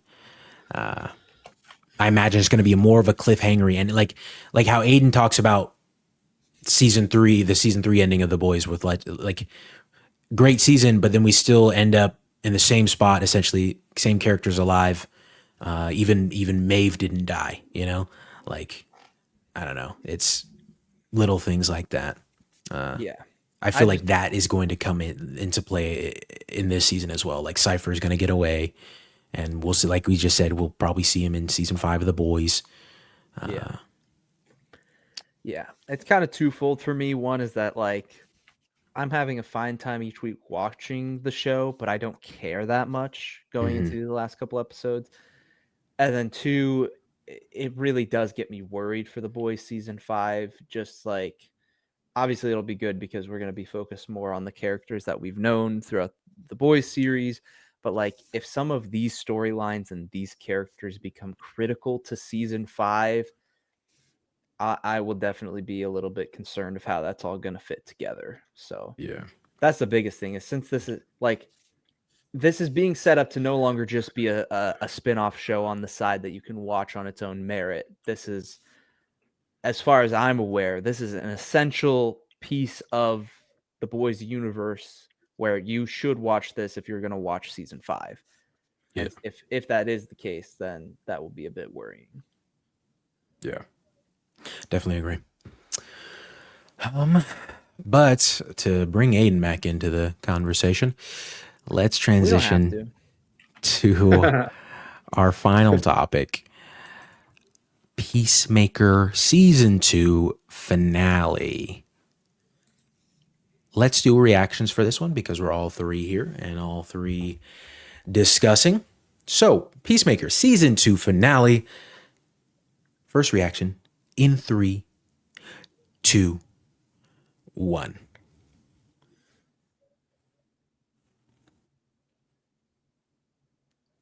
Here, I'll change mine. I'll change mine to this. Wait, what was your first? I wasn't looking. I was face Yeah, palming. It was this, but Yeah, I'm thumb more. up. I don't know. I get it confused every time we do the instant reaction. Sometimes I'm like, yeah, it was good, and then I'm like, yeah, 6 out of 10. This one, I think this is more so like, Yeah, around the 5. sure. Yeah. Interesting. Did you listen to our episode last week, Charlie? The end? I did. So you heard We'll just pretend that cameo never draft? happened. I know. Yeah, that's. We'll just pretend that never I was happened. playing. I had your guys' podcast going when I was playing the last day of the Black Ops 7 beta, and so I was playing zombies and I was listening to you guys talk, and then like, who said? Somebody said Lobo, and I was like, dude, what? It is not gonna be Lobo, bro. I was like, no way, that's happening, bro. I figured if he was going with the pace of like, I don't know what I was thinking. Let's forget Bro, about it. Listen, this is the whole buildup of like, oh, this final episode is so insane. He barely showed it to anybody. It's Mhm. crazy. The only thing that I could see them wanting to be withheld is the very end with where Chris's character is left off. That is literally the only moment that anybody would possibly care about holding a secret. Everything else, it's like we did this universe hopping. And at first I was like, okay, we can have a cute little universe with these little goblins that, kill one of the workers, whatever, that's fine. But that was like the setup to like, okay, that's a little something just to give us a taste. We have to get something else. And like, I brought this up as I think this was my 1-1 pick on our character cameo draft last week. GI Robot, literally just GI Robot shows up, is like, I heard there's a universe where there's lots of Nazis. Bust down the door, guns blazing into that universe. That's a layup. That is a layup. James Gunn, like, come on. I don't know. That to me is like, it's almost like, because it's not like that has any crazy story or character implications alongside of it. It's just a cool thing that you can just do. And instead, we didn't really do many cool things at all with that concept. It was just all the same. Oh, this universe is deadly. Oh, this universe is deadly. We're dying in different ways. The one that they teased in the trailer where it's like the skull creatures on the lava planet, I'm pretty sure the amount that we got in the episode itself is as long as the shot is in the trailer. That's all. Yeah, no. No. Open door, closed door. That's it. Like, I don't know. That just like, regardless of, character story and everything like that set aside for actual quality of this episode, the coolness factor was just not there. And you could do anything.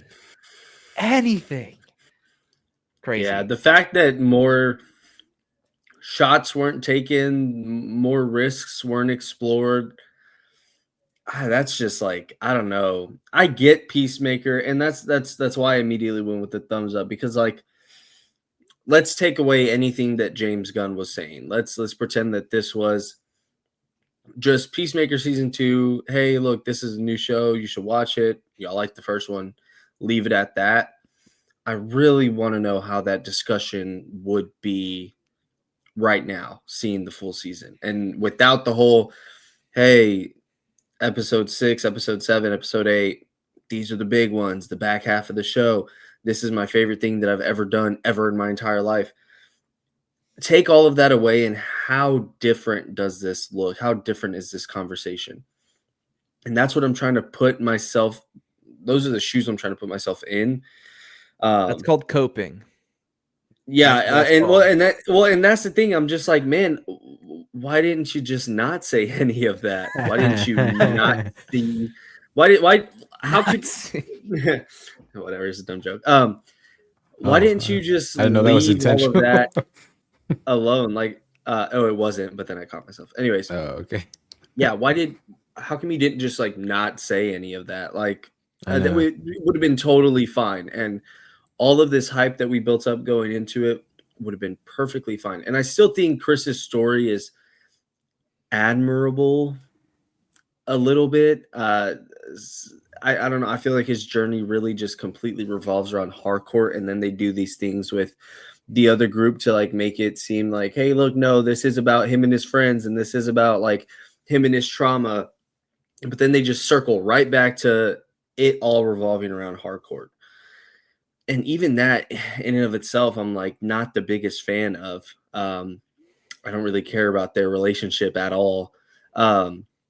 Really? And I don't know if I was, yeah, him and Harcourt's. I mean, Yeah. not really, man. Honestly, yeah, I'm gonna stick by. I'm gonna stick by that. Not really. Yeah, I don't know, man. So I try to put myself in those shoes, and even then, it's still kind of difficult.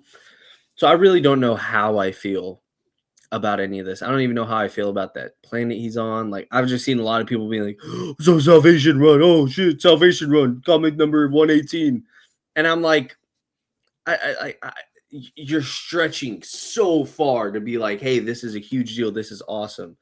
You are stretching and digging so deep in your comics bag. At some point, it's just like we need just answers. That is a horrible ending, in my opinion, with like nothing else like to build. Just like, oh yeah, we're gonna send all the metahumans here. I don't know. I'm just not for it. Other people might be. Yeah, I don't really truly know how I feel about this season as a whole. It's been a lot of up and down, big time. I feel like this episode, I was just constantly in the state of waiting for something to happen. Crazy. It's like the Like, entire season was like that. Oh. yeah. Mm-hmm. But like some of the emotional moments, I like that we got to see the boat scene. I was, expecting that. And the scene with the whole group in the motel room, I like that scene. Some great acting there. Those like little emotional moments were good, but like throughout the entire episode, it's weirdly structured. Like it's an hour long, but like there's so many different random things happening. They start setting up this thing with ads and Sasha Bordeaux and Harcourt, which is really just like setting up something for the future of the DC universe. And so it really doesn't have as much relevance to us now. And it's like, yeah, I get that we're like setting things up moving forward, but like that's not how this episode should feel. And even like the stuff with Chris and Harcourt, it's like literally him asking one more time after she's still giving him kind of the silent treatment and being a bit of a jerk to him, asking one more time, did that night on the boat mean anything to you? And she finally says, of course it does, you idiot. And then we cut to a week later, everything is all happy-dory, everything's great. Like, we just kind of, all she had to do was say, yeah, it meant something, and then they embrace each other. And that's where I struggle to care, and that's where I just yeah. like don't get his character arc being centered around her and that one answer. Yeah, I agree with that moment being hard to care. I think throughout the season and the overall journey that they've gone through has held some of the most emotional weight of the season. I agree with that. I don't like where it ended off. Not where it ended off, but how it ended it off. I 100% agree with you there. Yeah. I think it was so cheap. And I'm going to go so far as to say, James Gunn says it's his favorite thing that he ever worked on. And great. I'm glad for him. But I think this is the worst James Gunn produced comic book thing of all of them, truthfully. And not to say that like it's horribly bad or anything.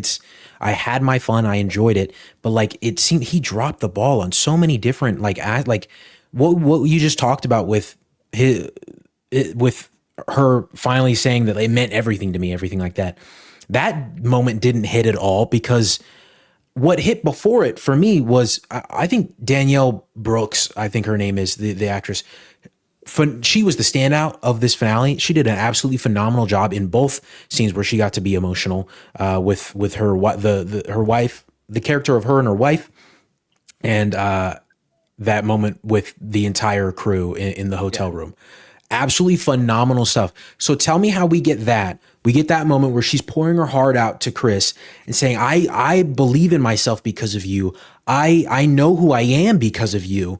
And cut to Adrian, who we got barely any of this season, saying like, you're my best friend, man. Like I don't want to go do cool stuff without you. We cut from that. We have no idea what the result was, what Chris said right after that. It's implied that even after that, if after Chris was told all of that, it's implied that he still just was like, nah, guys, get out. And then they all left.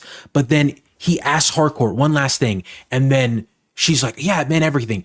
That's when he's like, oh my gosh, yay, yippee, oh my gosh, and I'm gonna be friends with you guys again. Yay, we can all talk now. Like that's you how do you make that such an emotional moment and you immediately undercut it by making it seem like it didn't matter to Chris whatsoever? And maybe I'm just looking into it too much. Maybe I misread it, but just that is how it comes off to me. Absolutely. Because like, you leave it so open-ended, it just seems like they're all walking out pissed. They're all going to their separate cars. I don't know what's happening here. And then, listen, I love James Gunn's music choices a lot of the time, but at certain points it gets to be gratuitous. Like this, like people have said that there's 3 music videos in this episode, and like I think there's some truth to that. And Ben, you mentioned that you like seeing the boat scene. I'm indifferent. Like, I don't like that we saw it. I also don't really care. I don't not like that we saw it, but I also don't really like that we saw it because like, I feel like it was conveyed really well throughout the season. Like I don't think we needed to see it we know that something happened between them. We know that it's awkward now. And then even just to get to that moment, and sure, there was a couple flirty moments throughout the night, but to have this whole flashback sequence and then to culminate in a kiss. And that's what we've hinged the entire season on. Not even hinged it was one discussion in the first episode. Chris harkens back to it multiple times, not getting the answer he wants. Sure. But then we have to spend 5 to 8 minutes in the opening sequence of the episode to build up to that when like, it was conveyed well enough in the very first episode. I know something happened. I know they're not talking about it. You don't really in the finale, you don't really need to take time away and show me that. It just seemed like, along with the music videos, a way to fluff out this finale runtime for whatever reason, when like it's just not necessary. And sure, a lot of the needle drops were good. I loved the final needle drop of the actual theme song of this season. I thought that one was so really good. But like the moment where you're having a needle drop and it's just a montage of like nothing happening, like I don't that does nothing for me. I don't care about that. And also in the opening sequence, the music video of them dancing. What is this serving for what are we doing? Like they're having a good time. I get it. You showed that in the first 5 minutes where they're getting drunk in the restaurant. I understand it. And then also, I also love a good James Gunn joke, but when we've talked about it all season, but it is running so stale this season. It is crazy. The amount of times that we're stopping the plot. Not that the plot needs to continuously move forward for every single second of a TV show, but like, why are we sitting on what's the name? Economos telling this stupid like joke story to a room full of people, and it's just awkward silence, and we have to sit in that silence and make it awkward for the audience too. Like I get it, you want us to feel things, but I'm just feeling annoyed at this point. And also that moment when they're walking through the doors, the door rooms or whatever, I don't know what you call it, the in between. And they're talking about this random character who we don't care about and haven't cared about other than the one guy giving them nicknames. And apparently there's this funny thing with strippers. Yeah.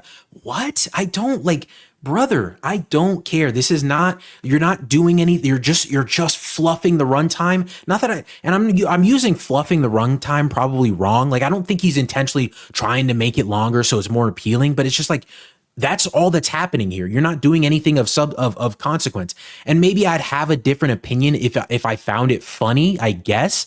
But even then, that doesn't take away from what I'm saying about it. It's just, it's useless, non-funny time wasting that ultimately I can go without, when you could use that time to.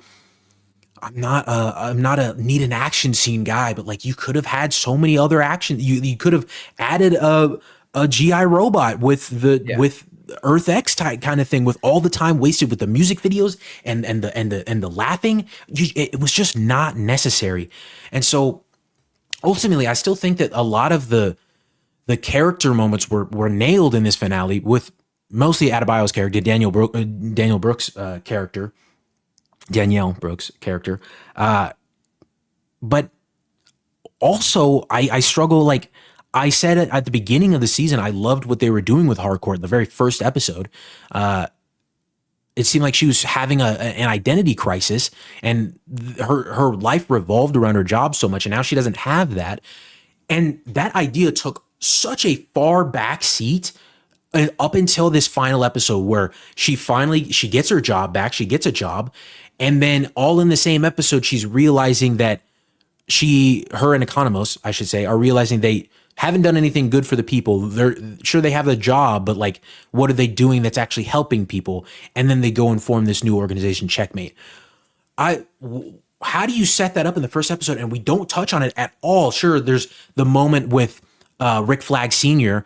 telling her, like, if you want your job back, do this. But like, that didn't touch on her emotions and her needing to, because it seemed like that wasn't even a thought in her mind. The whole time she was warning Chris not to come. And then when Chris got there, she was doing everything that would keep her from getting her job. So that wasn't like getting her job back. So that wasn't actually a thing that really serviced her character in any way. So we rushed that within the finale episode.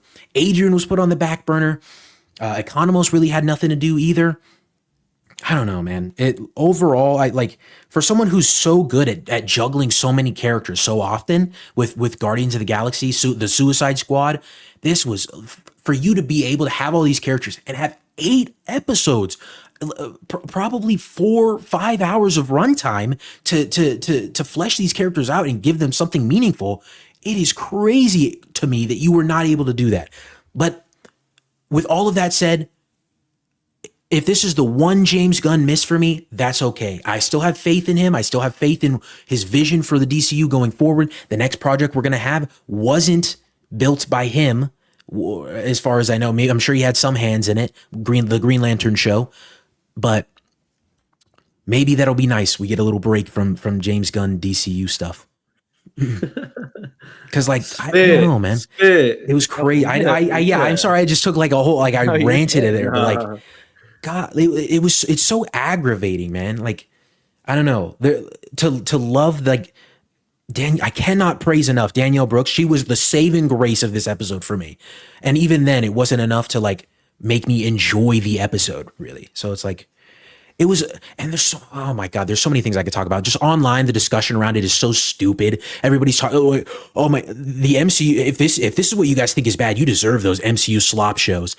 What are you talking about? It's not good. It's just not a good show. It wasn't a good show. It wasn't a good season. It wasn't a good finale. Like, what are we talking about? Like, it's so dumb, man. Yes. This is ridiculous. It's so stupid, bro. This is like, that's how they try to defend this. It's like, oh, well, the MCU slop though. Like, yeah, okay. Let's talk about how this was a flop though. I'm glad you love it though, James. I'm glad you had a great time making it, man.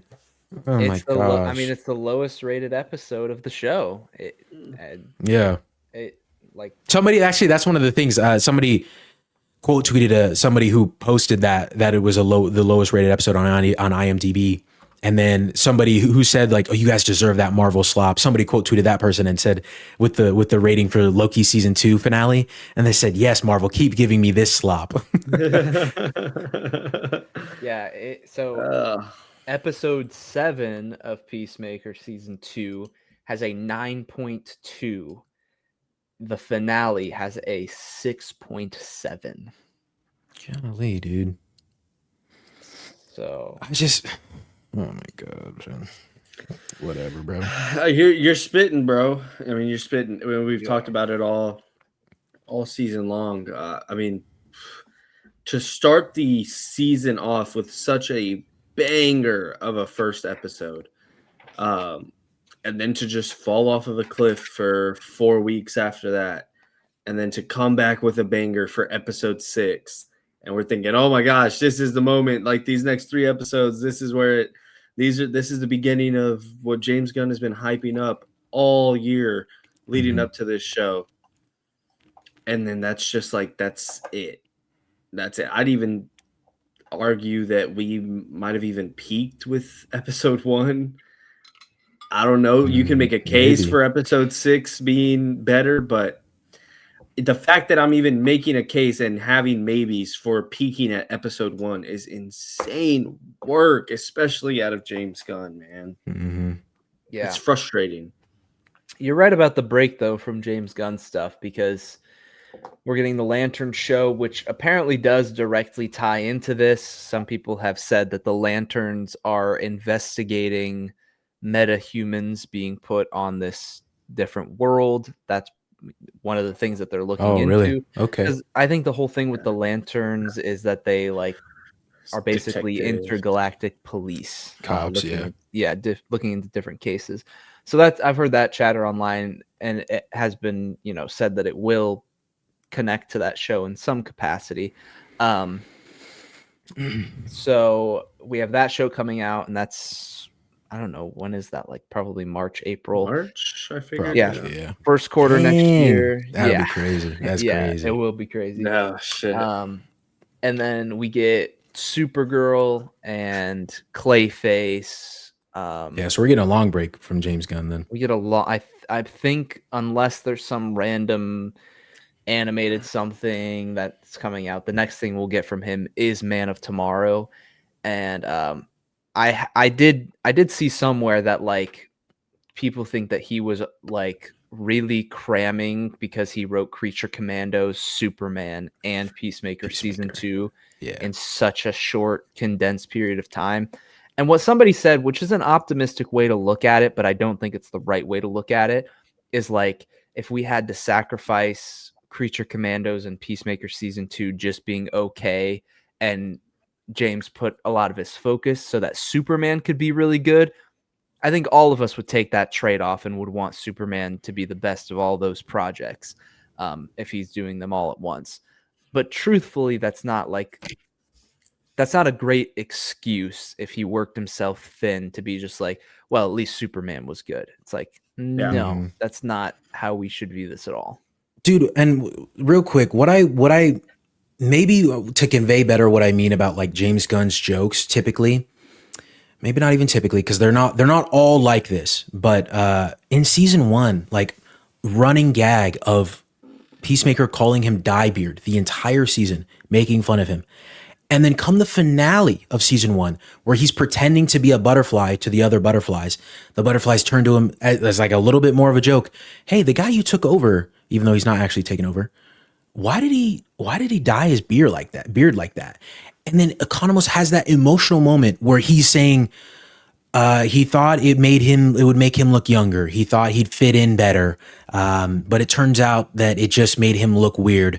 And up to this point, he thought nobody noticed, but in actuality, everybody did. Dude, you have a running gag joke throughout the entire season that builds up to that. Granted, not a big emotional moment, but still something for that character. Economos got nothing like that this season. Adrian got nothing like that this season. And it's just, I know James can do better. And so like, that's why I guess it's so annoying to me. Yeah. And it's, I don't know, it's crazy work, man. Yeah, no, I agree. I don't even have much to add just because you went so in on it. Yeah, no, it's facts. It's facts though.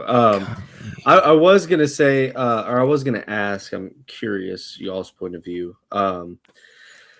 I absolutely hate Rick Flag Sr. Even, I mean, just outside of storyline stuff, I think his involvement in this show was just so unneeded.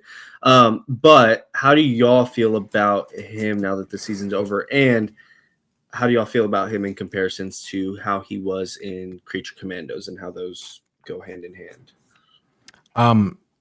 Off first brush with that question, how he compares to Creature Commando.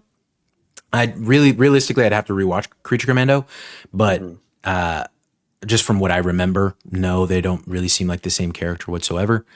Other than like his horniness, I guess, and wanting to Yeah. sleep with women he works with. But also, I mean, maybe I could be wrong about this. Did he? It seems like such a left turn, and maybe that's explained because he's working with Lex, for him to just all out hate metahumans when, like, in Superman, he was arguing with Lex about his proposal against metahumans in general. Granted, Lex's priority was on Superman, but like he didn't seem like he was in support of Lex's ideas, and he works with metahumans in Creature Commando. Granted, he has to; he's assigned to do that, but like for him to go out of his way to find a prison for metahumans, to place them somewhere, and that's his grand plan, is to put them all there eventually so they can rid the planet of metahumans. That seems like it came out of complete left field. I don't remember metahuman hate being an idea that Rick Flag even had. And you could say, if it's from Lex, okay, why was that not conveyed at all? Like, you didn't even show that to me, like Lex convincing him of metahumans being the problem. Maybe you could argue it's after the Superman event, like he blames Superman for that, but like Lex is the one that got arrested. Lex was the one that built these portals, the human. So like I don't know. It just, to me it seemed dumb. Well, I think that Rick Flag could have been doing it for his own personal motive to get revenge on Chris. Like, you know, he could mask it to the government as a metahuman prison. Yeah. And we'll have to see where it goes. The other thing I've seen people say is that they think that Rick Flag is somehow like Lex Luthor mind controlled him, or somebody mind controlled him to go as far as he has so far. That was a bit of a tongue twister there. But to get to this point, people think that he might have been like pushed a little bit further than he would go, because ultimately what we saw in Superman is really allegiance to the government specifically. And so it's a case of, you know, has that somehow shifted to Lex Luthor? Is there some sort of corruption within there? Yeah. I mean, you compare that with Rick Flag Jr., and there was a little bit of shady stuff going on there in the Suicide Squad. Well,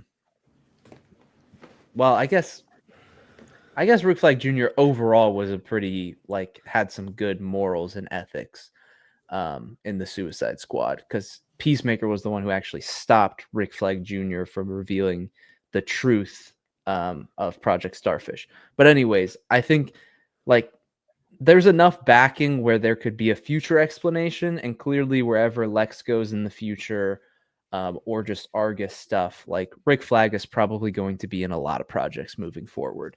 So I think we'll get a more clear reasoning, but I agree that like outside of just chalking it up to like Rick Flag getting revenge on Chris Smith and just throwing him in that prison world for personal reasons, other than that, yes, the whole find a universe for metahumans seems like a bit of a left turn. Yeah. I'd agree. I definitely took that as his own personal reasons and his own vendetta against Chris. But going so ham on like, I don't know, working with Lex and, you know, just kind of submitting himself to Lex for like, yeah, we're going to put all metahumans here. And I don't know. He's such a weird character to me. Yeah. Also, like, you know, this is a multiverse thing. You wouldn't try to find a universe where your son is alive. Yeah. Like Oh that's my not something that ever gosh. crossed your mind. I'm pretty sure we talked about this week 1. Yeah. We talked about that one of the big things that Rick Flag was going to want to do throughout this season was find a universe where his son is alive. We even thought that was going to be the case in the universe that, or at least I thought, in the universe that we ended up going to, I thought that we were going to, well, I guess we never did see Rick Flag Jr. in that universe. We saw a flashback in our universe. I thought we were going to see Rick Flag Jr. at another point in the season, especially when we got the flashback scene. Then it was like, then it's, it seemed pretty obvious that it should happen. Yeah. But instead, because he was in episode like 3 or 4 or whatever for he was at Argus, but he was a bit of a wimp, and we thought that there would be some sort of interaction between Flag Senior and Junior, and that just, I don't know.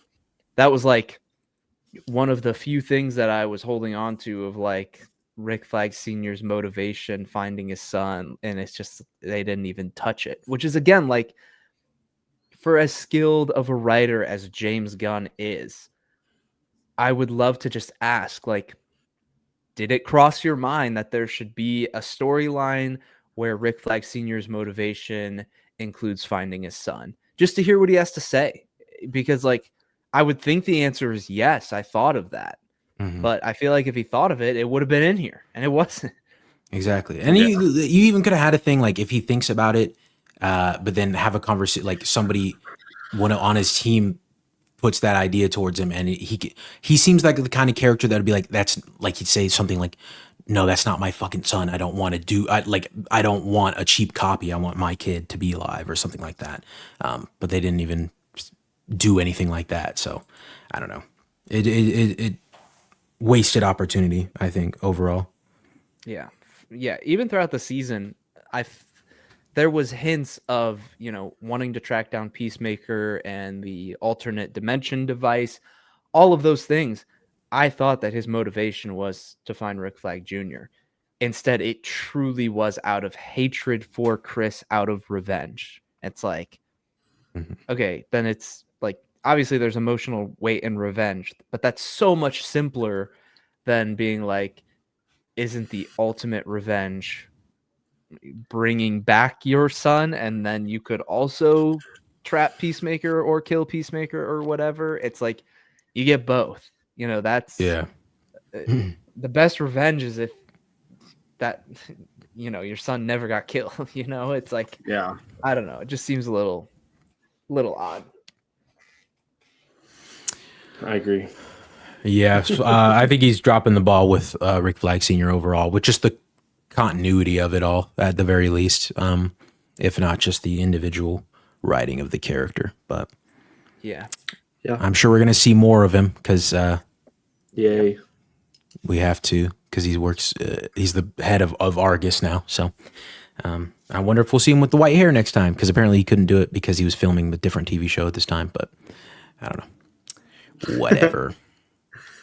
That I believe is the end of Words from the Nerds, episode 113. I would like to mention again, if you made it this far, thank you so much. We appreciate you. Hit the subscribe button, hit the notification bell, because we are coming at you every single week with a new episode on YouTube, as well as Spotify and Apple Podcasts and all of your podcast listening platforms. But speaking of which, drop us a like on YouTube, please. It'll greatly help us out. Also, leave us a comment. We'd love to read it aloud at the beginning of episode 114 next week. Again, you can say whatever you want. We'll read it. I mean, barring some exceptions. But go ahead, shoot your shot. Go ahead, shoot your shot. See what, say something and see what gets to slip by. You never know. Also, you can do that if you're on Spotify and Apple Podcasts. Please, we would enjoy it. And drop us a rating on those platforms as well, because we're good for it. Wink, but don't wink. tune in next week, because it's just going to be Aiden and Charley. So nothing worthwhile. That's crazy work right there, man. See, silence, Charley. I would never say something about that, something like that about you guys in your episode. That's crazy, bro. You literally did at the start of this episode. No, I didn't, bro. You said no comments. What are these guys doing? proof for it didn't happen, buddy. Yes. Thank you guys so much. I hope you have a wonderful day, afternoon, night, evening, whatever time you're listening or watching this. Thank you so much. We'll see you next time. Adios. Sayonara.